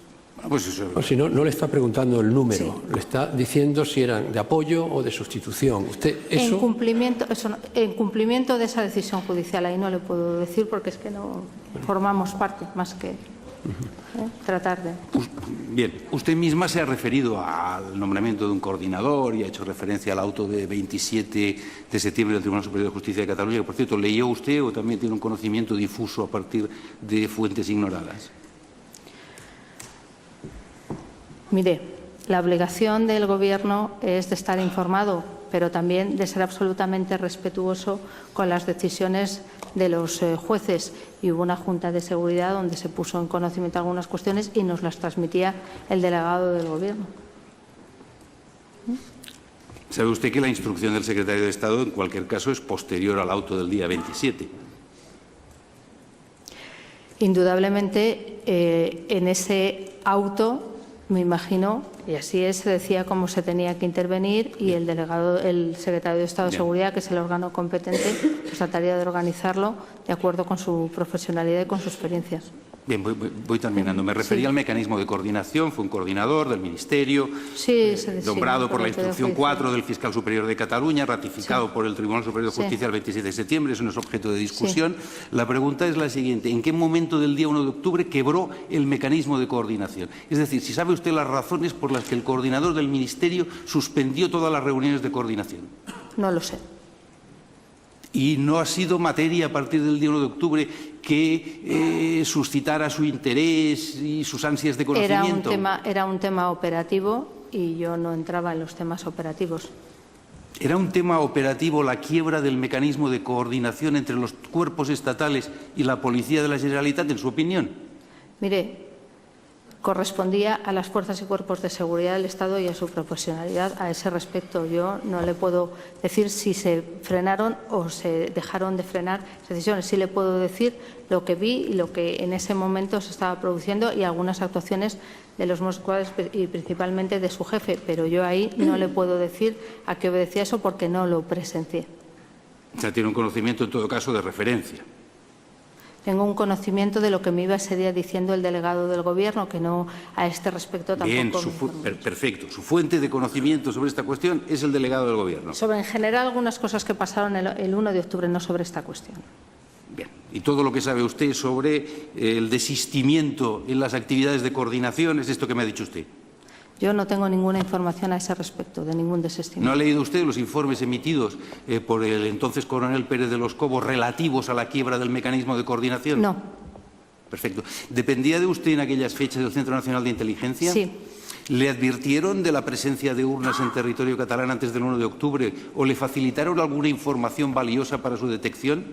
No, aquellos asuntos en relación a la preparatoria del referéndum estaban en ese momento bajo instrucción en los tribunales en Cataluña. ¿Los tachó usted de desleales posteriormente, dado que no consiguieron resultados positivos? ¿A quién? A los del Centro Nacional de Inteligencia. En absoluto. Eso es todo. Muchas gracias.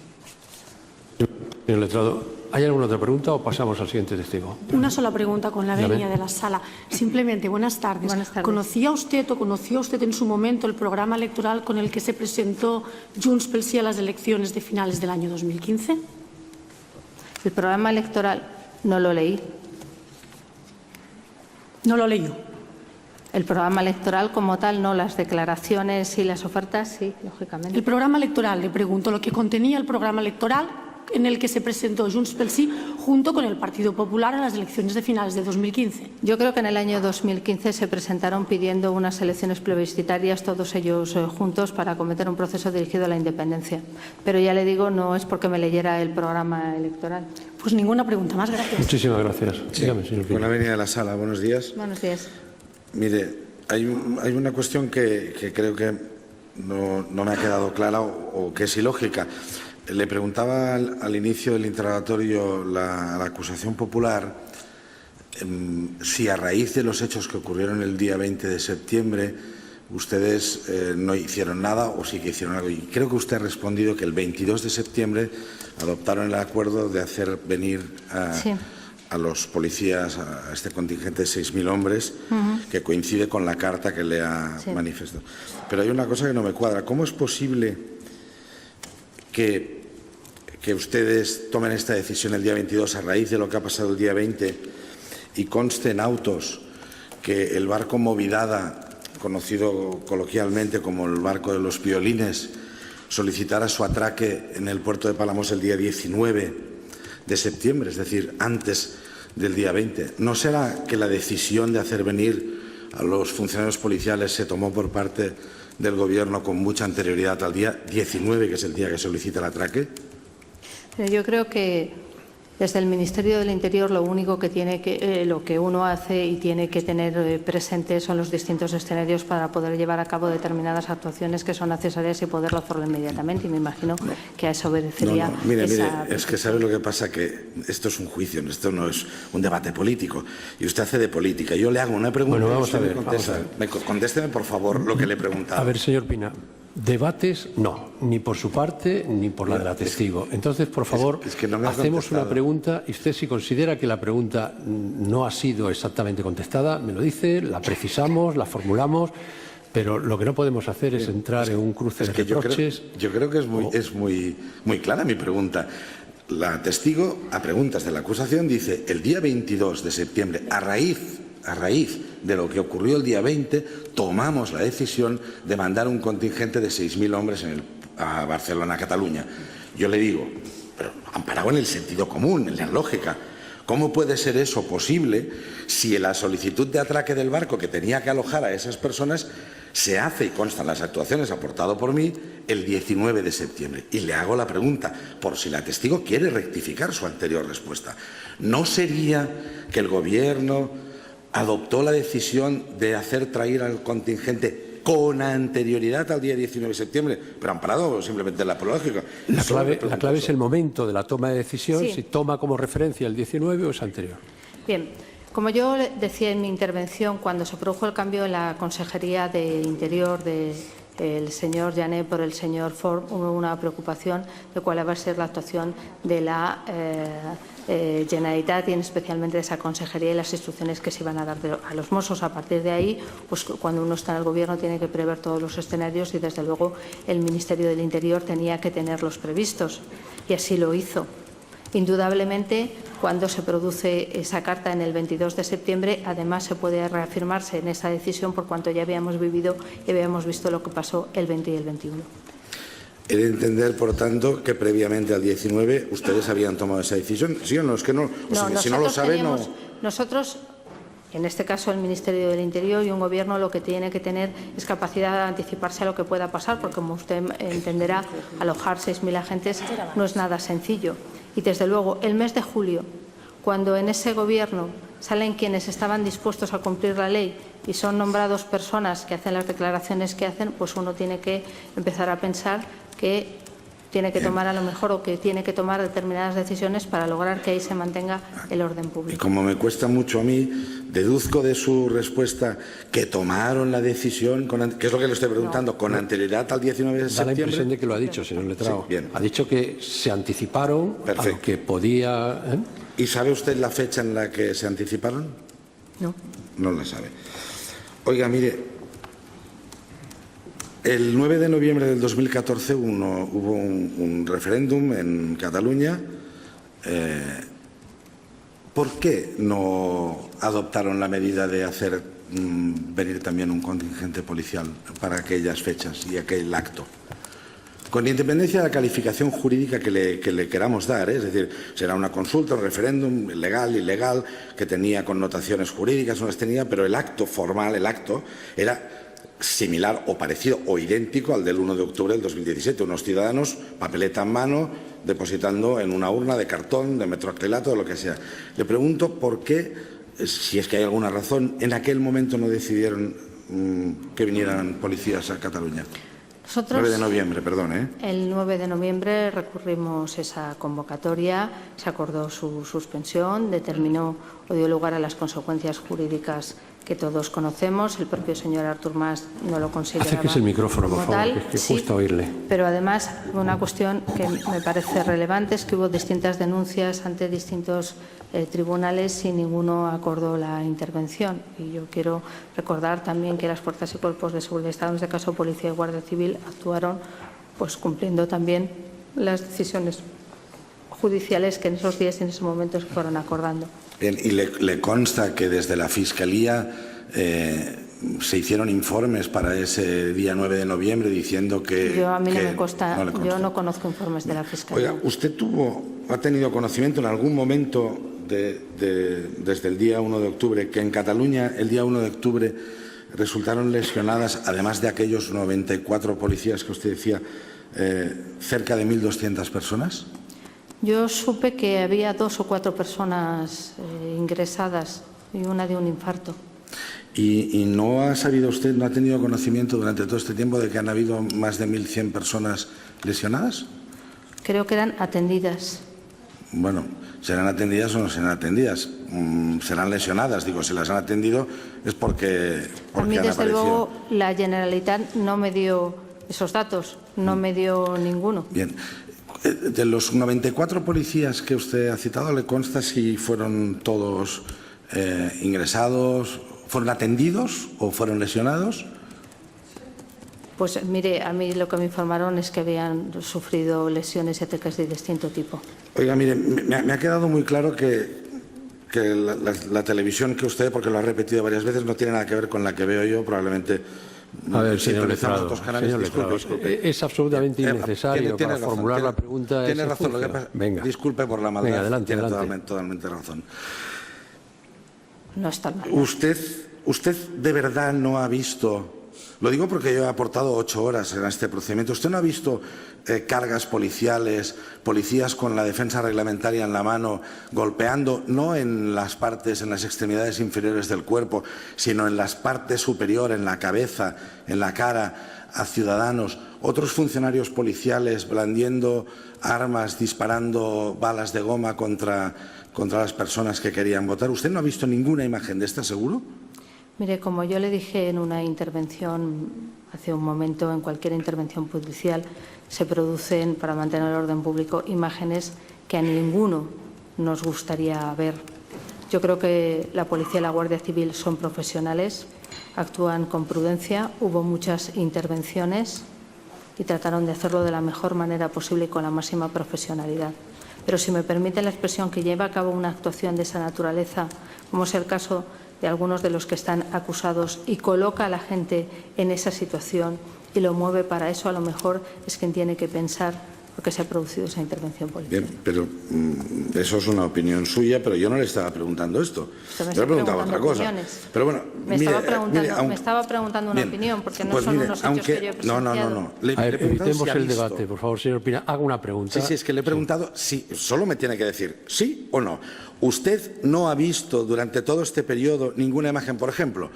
Aunque lo lógico y normal es que un testigo no vea lo que pasa en este juicio. Pero usted no vio la semana pasada un vídeo que proyectamos aquí, que lo pedí yo, de un policía que se lanzaba en una escalera golpeando. Señor Letrado, ha dicho que sí lo ha visto. Lo que pasa es que le da una valoración distinta a la que usted le da. Luego usted enfatiza su propia valoración, las acusaciones harán lo propio y el tribunal acordará un desenlace. Pero no ha dicho que no lo vio, dice que sí lo vio. Lo que pasa es que le da un significado distinto. Totalmente de acuerdo, gracias. ¿Usted en algún momento tomó en consideración dirigirse a aquellos ciudadanos que el 1 de octubre resultaron lesionados? Explicándoles o diciéndoles, miren, sabe muy mal al gobierno, ustedes hayan sido lesionados por miembros. No. ¿Usted recuerda si el delegado del gobierno en Cataluña, el señor Millo, hizo unas declaraciones disculpándose por la actuación policial? ¿Lo recuerda usted? No. Mire, antes usted le preguntaba el excelentísimo señor fiscal por el diálogo y por las posibles reuniones con los representantes del Gobierno de la Generalitat de Cataluña, y usted decía que no se podía abordar el tema del referéndum porque iban contra la Constitución, y además usted supo o ha sabido en algún momento que hay una gran parte de la ciudadanía de Cataluña, en concreto sobre un 80%, que está reclamando o que reclama la posibilidad de hacer un referéndum. ¿Usted lo sabe esto? Mire, si lo sabe o no lo sabe. Si quiere que le dé mi opinión sobre las encuestas. No, su opinión no, si sabe o no sabe esto. Que se han publicado distintas encuestas. Bien. Sí, estamos en un país en que se publican habitualmente muchas encuestas. ¿Usted sabe que hay más de 2 millones de ciudadanos de Cataluña que fueron a votar el día 1 de octubre? Algunos votaron sí, otros votaron no. Eso es lo que dice usted, pero la Junta Electoral Central, que es a quien yo me tengo que remitir por cuanto es el órgano superior encargado de decir y de velar por los procesos electorales, no dice eso. Bien, ¿usted sabe que millones de ciudadanos catalanes cada año por el 11 de septiembre se manifiestan? Vamos a ver, señor Letrado. Esas preguntas desbordan absolutamente lo que... usted está reprochando por qué una determinada actuación política no ha tenido en cuenta unas determinadas estadísticas, y eso no es objeto de este proceso. Ahora ya no le estoy hablando de estadísticas. Le estoy hablando de imágenes que todos hemos visto. No sé si aquí en España no se han visto, pero... De las imágenes ya ha preguntado, ya ha respondido. Ahora estamos hablando pero voy hasta donde yo le he oído, y le he oído todas sus preguntas, lo que usted le ha preguntado es si ella es consciente de que hay 2 millones largos de personas que claman por un referéndum. Entonces, ya ha contestado. Y ha contestado hablando de la existencia de otro tipo de encuestas relacionadas con, en fin, lo que es la opinión en Cataluña acerca de la conveniencia o no de un referéndum. Sí, estamos pero de acuerdo. A partir de ahí... Pero es que le quiero hacer una siguiente pregunta para formularle la última. Y la siguiente pregunta es, más allá de las encuestas, que no le da valor, o más allá de que hayan ido ciudadanos a votar, que tampoco le da valor, le pregunto si ha visto en los últimos años manifestaciones muy masivas en Cataluña de ciudadanos de Cataluña que piden la independencia de Cataluña. Le pregunto si lo ha visto. Y a partir de aquí, si me dice si lo ha visto o no lo ha visto, si me dice que no lo ha visto, acabo aquí. Si me dice que lo ha visto, la siguiente pregunta es si eso al gobierno del Partido Popular mire, volvemos a lo mismo. Usted está haciendo un reproche sobre los términos políticos del debate tal y como usted lo quiere conducir. Estamos en un proceso penal. Usted antes ha reprochado a la testigo, probablemente con razón, que esto es un proceso penal. Pues eso mismo le tengo yo que decir ahora. Esto es un proceso penal. Estamos enjuiciando unos hechos. Estamos pidiendo percepciones sensoriales sobre los hechos. Si le pido por No, señor. Ya sé que le está pidiendo si vio o no vio en la tele una manifestación. Bien, pero esto no tiene ningún sentido. Bien. Y lo más llamativo es que usted lo sabe perfectamente. Usted sabe perfectamente que su pregunta en el enunciado es manifiestamente improcedente desde la perspectiva de lo que es el objeto del proceso. Dejo la pregunta. Y le hago la siguiente. A ver si tenemos más fortuna. No es un problema de fortuna, señor Pina. Y usted sabe también que un interrogatorio no se resuelve en función de la fortuna. Se resuelve en función de la pertinencia de las preguntas. Y si usted estuviera aquí, me estaría diciendo a mí exactamente lo mismo que yo le estoy diciendo a usted. Pero quería llegar a esta pregunta que le voy a hacer ahora. Y es si el gobierno de la que la señora testigo formaba parte como vicepresidenta no tuvo en consideración ese clamor que cientos de miles de ciudadanos en Cataluña demandaban de que pudiera hacerse un referéndum que llevara a la autodeterminación de Cataluña. Si no lo valoran ustedes nunca.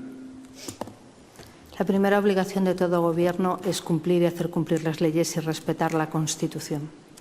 Eso es lo que valoramos siempre. ¿Y no valoraron que se podía modificar la Constitución ante la demanda de una parte importante de los ciudadanos del país? Lo que creo que no valoraron, quienes no valoraron que tenían que ir por una modificación de la Constitución, creo que están sentados en el banquillo. Para terminar ya, ha estado explicando usted que el día anterior o los días anteriores, el 19, 20 de septiembre, incluso el día 1 de octubre, lo ha calificado usted de que vio imágenes que le parecieron violentas. No voy a entrar ahí en ese debate, pero sí le voy a preguntar si sabe usted cuántos detenidos hubo en Cataluña el día 19 de septiembre, el día 20 de septiembre y el día 1 de octubre. No lo sé, no conozco las cifras. Pues nada más preguntas, gracias. Muchísimas gracias. ¿Pasamos al siguiente testigo o hay...? Sí, con la venia, señoría.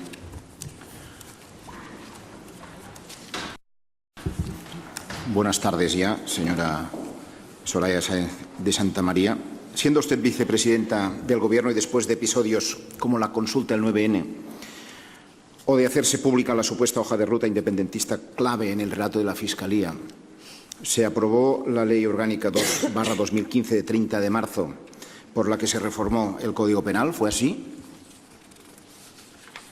Hubo reformas del Código Penal a lo largo de todos estos años. Le preguntaba por esta concreta del año 2015, 30 de marzo del 2015. Fue así. Usted era diputada 30 de en marzo las del Cortes. 2015 hubo una reforma del Código Penal. Sí. Muy bien. En esta reforma, hecha cuando su formación política tenía mayoría absoluta en el Congreso de los Diputados y, consiguientemente, pues no necesitaban ningún respaldo de ningún grupo parlamentario, ¿sabe usted si se recuperó la penalización por organizar un referéndum ilegal como había existido hasta el año 2005 y como la semana pasada, por cierto, defendió su propio grupo parlamentario en el Congreso de los Diputados? Creo que la ley es pública en el Boletín Oficial del Estado. Yo ya lo sé que es pública y lo sabemos todos, pero ¿usted recuerda si esto fue así? Sí, el contenido es conocido. Es un hecho público y notorio que humildemente no necesita prueba. Yo simplemente le preguntaba si usted lo recordaba, no hay más. El relato acusatorio sostiene, y cito literalmente página 14 de las conclusiones provisionales de la Fiscalía, que precisamente el día 30 de marzo de 2015 se formalizó, según la Fiscalía, insisto, el concierto de actuación ilegal mediante el acuerdo de una hoja de ruta respecto del proceso independentista entre distintos partidos políticos y entidades de la sociedad civil.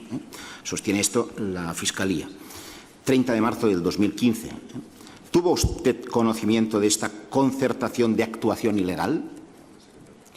A lo largo de ese tiempo lo que veíamos es como el Parlamento, y lo digo porque tuvimos que recurrir sus decisiones, por tanto mi conocimiento forma parte de esas resoluciones que se iban aprobando en el Parlamento de Cataluña, primero en relación al reconocimiento, a la autoatribución de soberanía, después las distintas resoluciones en las que se convocaba el referéndum, después la ley reguladora del referéndum, después la ley de transitoriedad jurídica, estas que fueron aprobadas en las jornadas del 6 y el 7 de septiembre en el Parlamento de Cataluña, y todo ello pues iba siguiendo una pauta que nosotros íbamos recurriendo inmediatamente ante el Tribunal Constitucional. Señor Homs, permítame, en relación con esa reforma y en relación con esa concertación, la pregunta, si podemos precisar más, por favor. No, yo lo que preguntaba, creo que era bastante preciso, con la venia, era que en relación, por el principio de contradicción, de lo que es el relato del Ministerio Fiscal, que dice que en el marco del acuerdo formalizado el 30 de marzo del 2015 tuvo lugar esta concertación de actuación ilegal a propósito de la hoja de ruta. ¿Sabe lo que? El problema fundamental es que si toma usted como referencia para la pregunta, que la pregunta puede ser perfectamente formulable, pero si toma como referencia el escrito de acusación del fiscal, le está pidiendo usted que se pronuncie sobre la viabilidad, sobre el respaldo, sobre si le consta, no le consta. No, yo le preguntaba si tuvo conocimiento de esta hoja de ruta, y luego le iba a preguntar, no me ha contestado, pero vamos, me ha contestado con lo que ha creído pertinente. Yo simplemente preguntaba si tuvo conocimiento de esta hoja de ruta, que fue pública y notoria, ¿de acuerdo? En función de qué es el interés para preguntarle esto, pues el posicionamiento de la Fiscalía, que me parece que es lo lógico, ¿no? Y a partir de aquí, si tuvo o no conocimiento en función de la respuesta, que tengo que deducir que sí, aunque no ha sido explícita, porque fue pública y notoria, la pregunta siguiente sería, ¿la recurrieron ustedes ante el Tribunal Constitucional? Esa es la pregunta, si la hoja de ruta estaba recurrida. Todas y cada una de las decisiones que se adoptó por parte de la Generalitat de Cataluña o del Parlamento de Cataluña que tenían efectos jurídicos fueron recurridas ante el Tribunal Constitucional. Con la venia, señor, si es posible, si me permite la presidencia, dígame. Una acotación. La hoja de ruta es un documento, no es un acto administrativo ni es un acto político. Perfecto. Entonces, está induciendo a una respuesta. Perfecto. El Tribunal valora la naturaleza de la hoja de ruta, valora la pregunta y valora la respuesta. Gracias, señor fiscal. Venga, otra pregunta. Efectivamente, es un acto político. ¿Lo pusieron ustedes en conocimiento de la Fiscalía para que actuara si fuera el caso? Porque en la medida que se considera una concertación de actuación ilegal, quizás hubiera sido razonable hacerlo. Yo lo pregunto simplemente para saber si eso se hizo. Usted sabe que el artículo, creo que es el 8 del Estatuto Orgánico del Ministerio Fiscal, autoriza al Gobierno a hacer este tipo de instrucciones a la Fiscalía, pero no... Es que no la escucho bien, disculpe. Si no... Perdóneme. Sí. Es que me han dicho que si me lo acerco mucho se acopla. Entonces estoy intentando encontrar el punto de equilibrio. ¿Así? ¿Bien? Sí, gracias. Perfecto.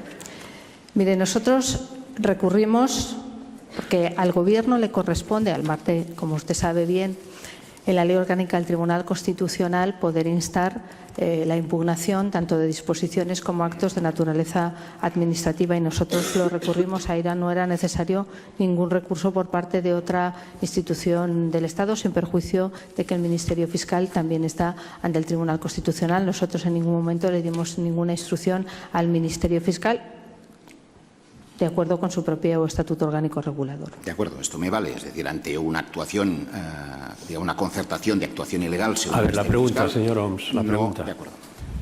La siguiente, señoría. El 16 de octubre de 2015 aprobaron la Ley Orgánica 15/2015 del Tribunal Constitucional, por la que se ampliaban las capacidades y los poderes del Tribunal Constitucional para garantizar la ejecución de sus resoluciones. Esto es así, ¿no? Recordará. Se aprobó en el Congreso de los Diputados y en el Senado, sí. ¿Recuerda si en presentarse esta iniciativa se dijo literalmente por parte de un portavoz del Partido Popular que, cito literalmente, la reforma es la garantía que nadie volverá a incumplir las resoluciones del Tribunal Constitucional y que es un mensaje muy claro a aquellos que quieren romper Cataluña del resto de España y que se acabó la broma? ¿Lo recuerda? Fue una proposición de ley que planteó el Grupo Parlamentario Popular para incrementar las capacidades de ejecución que tenía el Tribunal Constitucional y que se incrementaron. Muy bien. La pregunta es muy sencilla a partir de ahí, ¿no? ¿Por qué en septiembre de 2017,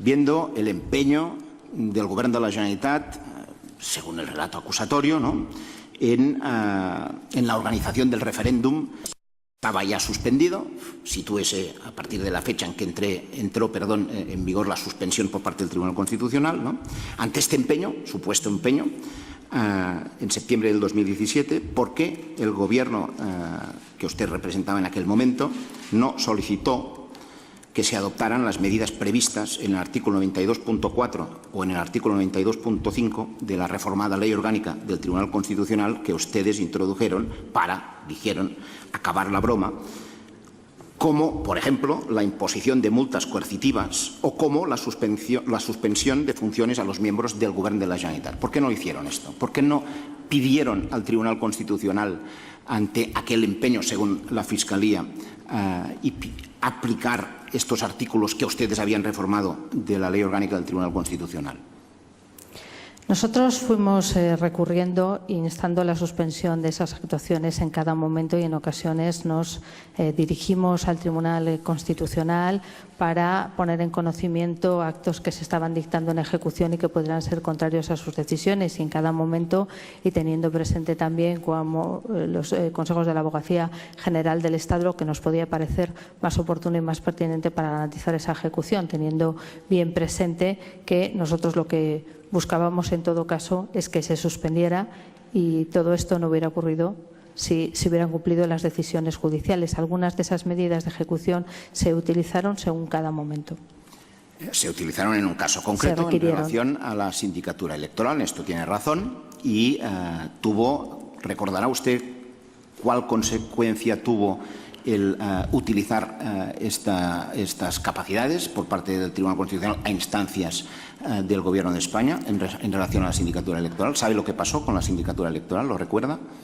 Nosotros lo instamos, el Gobierno lo instó en ejecución, y no solo en caso de la sindicatura, creo recordar que en muchos otros casos hubo los debidos apercibimientos de multa para que no se llevaran a cabo esas tareas, notificaciones con carácter general, etcétera.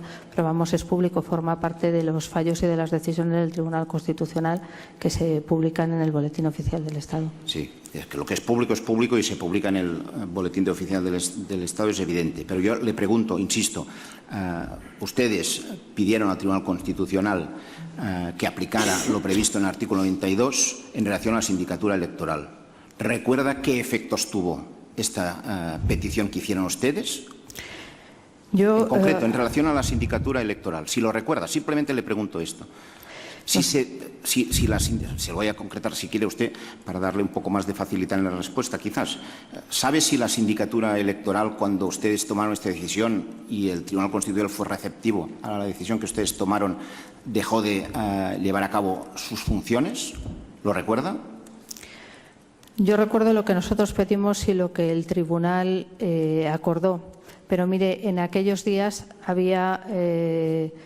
sobre relación a la sindicatura de cuentas se le habían hecho apercibimientos para que dejara de hacerlo, y si yo mal no recuerdo, algunos lo hicieron y otros tengo la sensación y quiero recordar que no, pero el caso es que tenían todos ellos que constituirse. También lo que sí recuerdo es que la sindicatura de cuentas pues distaba mucho de ser un órgano que se pudiera considerar como independiente. La sindicatura electoral, no le pido que la valore, tampoco le pido que la valore. Yo simplemente le pido que, en parte me ha contestado, y ya le corroboro que sí, efectivamente, dejó de ejercer sus funciones la sindicatura electoral como efecto de la petición que hizo el Gobierno de España ante el Tribunal Constitucional, y a su tiempo el Tribunal Constitucional aplicó el artículo 92 de la Ley Orgánica reformada por ustedes del Tribunal Constitucional. La pregunta es muy sencilla. ¿Por qué no hicieron lo mismo en relación al Govern de la Generalitat, ante lo que antes usted ha comentado, ha explicado, ha dado, vamos, no solo opinión, sino su testigo propio ante este tribunal en relación a todo lo que hizo el Govern de la Generalitat a partir del día pues, que quedó suspendida la convocatoria del referéndum. ¿Por qué no lo hicieron ustedes, pudiéndolo hacer? Y además se vio que para el caso de la sindicatura electoral fue efectivo.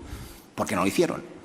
Mire, en cada uno de los recursos iba pidiendo las actuaciones que se consideraban pertinentes o más pertinentes por el Tribunal de acuerdo con los propios asesoramientos que nos daba la Abogacía General del Estado.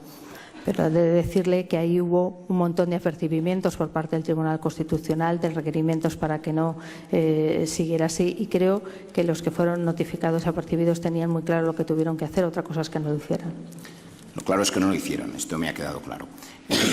La siguiente pregunta, y en eso voy acabando, señoría. ¿Cómo se explicaron ustedes y cómo podría explicarnos a la sala lo que se explicaron ustedes, que con toda la fuerza y la inteligencia del Estado español, con centenares de agentes del CNI, con miles de efectivos de la Policía Nacional y de la Guardia Civil, no pudieran encontrar ni una sola? Disculpe. Es que ya esa introducción es manifiestamente improcedente. Bueno, pues formulo una pregunta. Retiro la introducción, sí. Señoría, ya está. Hago la pregunta completa. Haga la pregunta. Sí. ¿Cómo se explicaron que no encontraran ni una sola urna de las más de 6.000 que aparecieron de golpe y porrazo el día 1 de octubre por la mañana? Ni una sola. ¿Cómo se lo explicaron? Que no le encontraran ni una urna. Mire, cumpliendo decisiones judiciales, distintas fuerzas y cuerpos de seguridad del Estado llevan a cabo distintos registros en los que, como es bien conocido, se requisaron distinto material electoral. Por tanto, en algunas actuaciones de investigación se tuvo resultado y en otros me imagino que no, pero ya digo, eran decisiones judiciales y el Gobierno no formaba parte de esos operativos. Ya. No será que, pregunto, por su conocimiento, ¿no será que estaban en manos estas urnas de centenares de ciudadanos anónimos? A ver, vamos a ver, señor Homs. Es que estamos teniendo una generosidad en el juicio de pertinencia sobre las preguntas que se están formulando que no me lo ponga usted más difícil, no me lo ponga usted más difícil. Esa pregunta lo que está haciendo es replicar su opinión a la respuesta que le ha dado la testigo.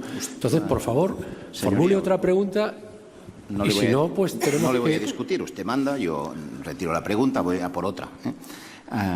Usted ha afirmado en el interrogatorio de hoy, literalmente, que tuvo conocimiento que hubieron altercados diarios, lo he dicho así, diarios, entre el 20 de septiembre y el 27 de octubre. La pregunta, a partir de esta afirmación tan categórica que ha hecho, es... ¿tuvo usted conocimiento, para poder ahora hacer esta afirmación de esta categoría, ¿no?, de cuántas denuncias por altercados o por violencia hubo de particulares o de la propia Fiscalía en Cataluña entre el periodo que va del día 20 de septiembre al 27 de octubre? ¿Tiene una dimensión, ¿no?, de estas denuncias que pudieron haber, para corroborar esta afirmación que ha hecho hoy aquí de que había altercados diarios entre estas fechas? Como digo, la delegación del Gobierno, el Ministerio del Interior, nos iba contando los sucesos en distintos registros. Muchos de ellos, las imágenes, además, eran conocidos, pero el Gobierno no lleva el registro de denuncias que se producen ante los tribunales. Ni tan siquiera puede hacer una dimensión aproximada, ¿no?, porque la afirmación es muy categórica, tiene que tener un sustento. No se la puedo hacer, pero ya le digo que mi sustento son las informaciones que daba la propia delegación del Gobierno. Las informaciones que daba la delegación del Gobierno es lo que, pregunto, da sustento a la afirmación que ha hecho hoy de los altercados diarios. Sí, y las imágenes que son conocidas, estoy hablando del registro de Unipost, de cosas que fueron públicas. Muy bien.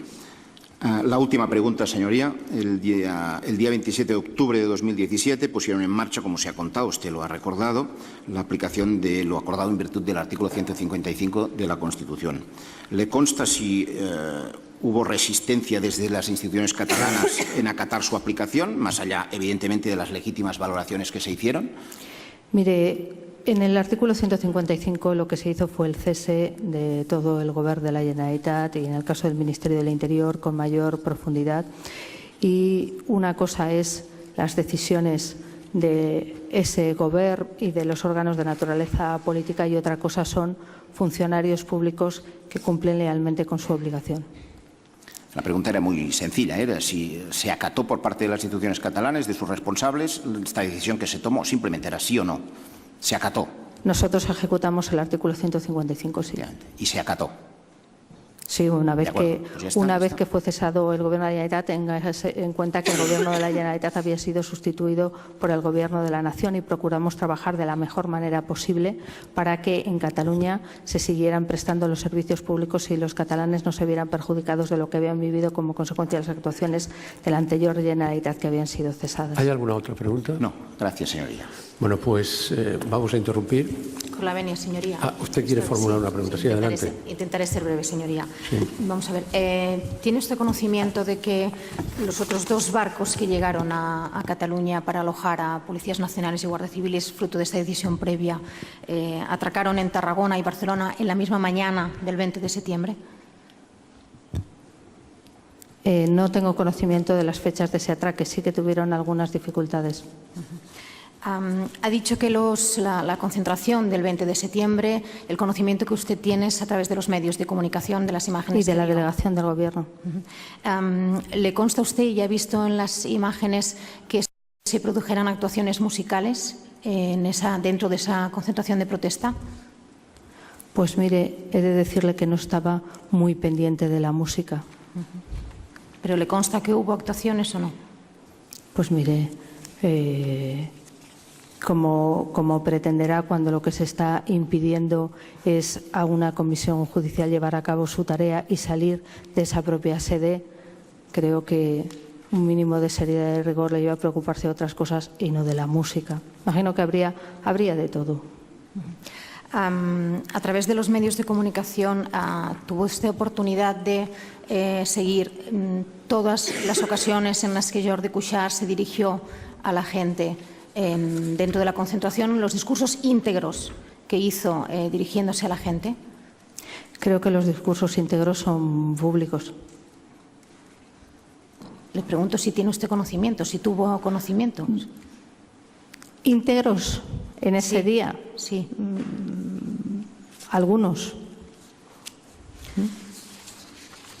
Vamos a ver, en relación es un documento, el número 2, voy a intentar no exhibirlo e intentar hacer las preguntas sin exhibición. El documento 2 aportado junto al escrito de defensa.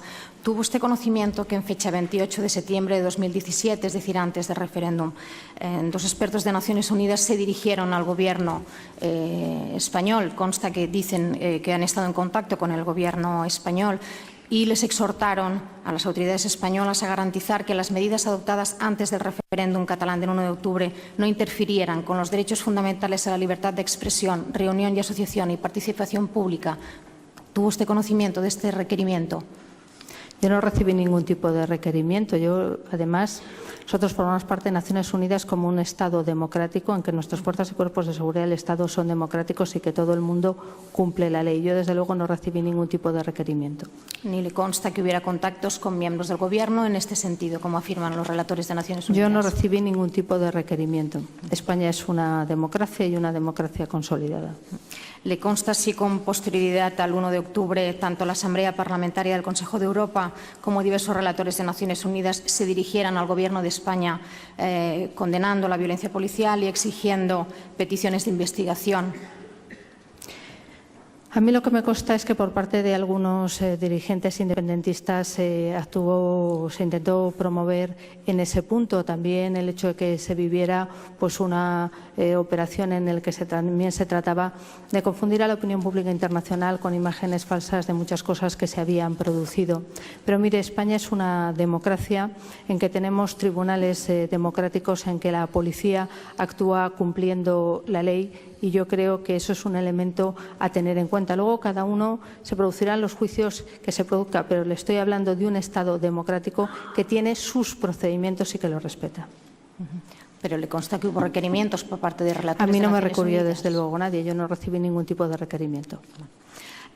¿Le consta a usted si la Abogacía del Estado, durante el mes de septiembre, con anterioridad al referéndum, recibió instrucciones y presentó diversos recursos contenciosos administrativos en distintas localidades de España para prohibir la realización de conferencias relativas al referéndum? Mire, la Abogacía del Estado cumple, de acuerdo, si no recuerdo mal, con su propia ley reguladora y algunas otras, la impugnación de actos que se consideren contrarios a las leyes, y luego serán, en su caso, los jueces de los contenciosos administrativos los que decidan si se produce o no se produce. Es algo que se hace de acuerdo con la propia legislación reguladora de la abogacía. Sí, le había preguntado si tuvo usted conocimiento. No, no tengo conocimiento porque la Abogacía General del Estado no forma parte, no está vinculada al Ministerio de la Presidencia, de los recursos que la Abogacía del Estado presenta en las distintas provincias. Ninguna pregunta más, gracias. Muchísimas gracias. ¿Quién habla? Tenía exclusivamente una pregunta. Adelante. Sí.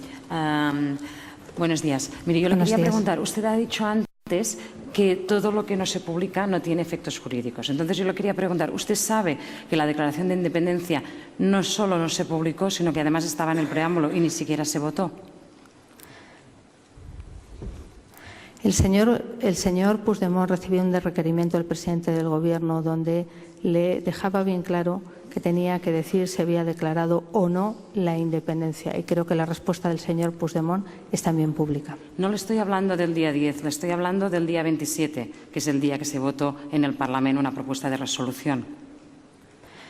Mire, yo le estoy diciendo que, cumpliendo el artículo 155 de la Constitución, el presidente Puigdemont podía haber dicho que no se había declarado la independencia o haberla revocado. Y no Yo lo hizo. que le estoy preguntando es si usted tenía conocimiento, porque usted ha dicho que aplicaron el 155 porque pensaron que se había declarado la independencia. Entonces yo le pregunto si usted tenía conocimiento de que esta declaración de independencia no solamente no se publicó, por lo tanto no podía tener efectos jurídicos, sino que además ni siquiera se votó porque estaba en el preámbulo y solo se votó la parte dispositiva. Señora letrada, dijo que era una y son 4, y todo además son variaciones sobre el mismo tema, y es preguntarle a la testigo su opinión sobre la eficacia jurídica que pudo tener una declaración, si dependía o no dependía, de su publicación.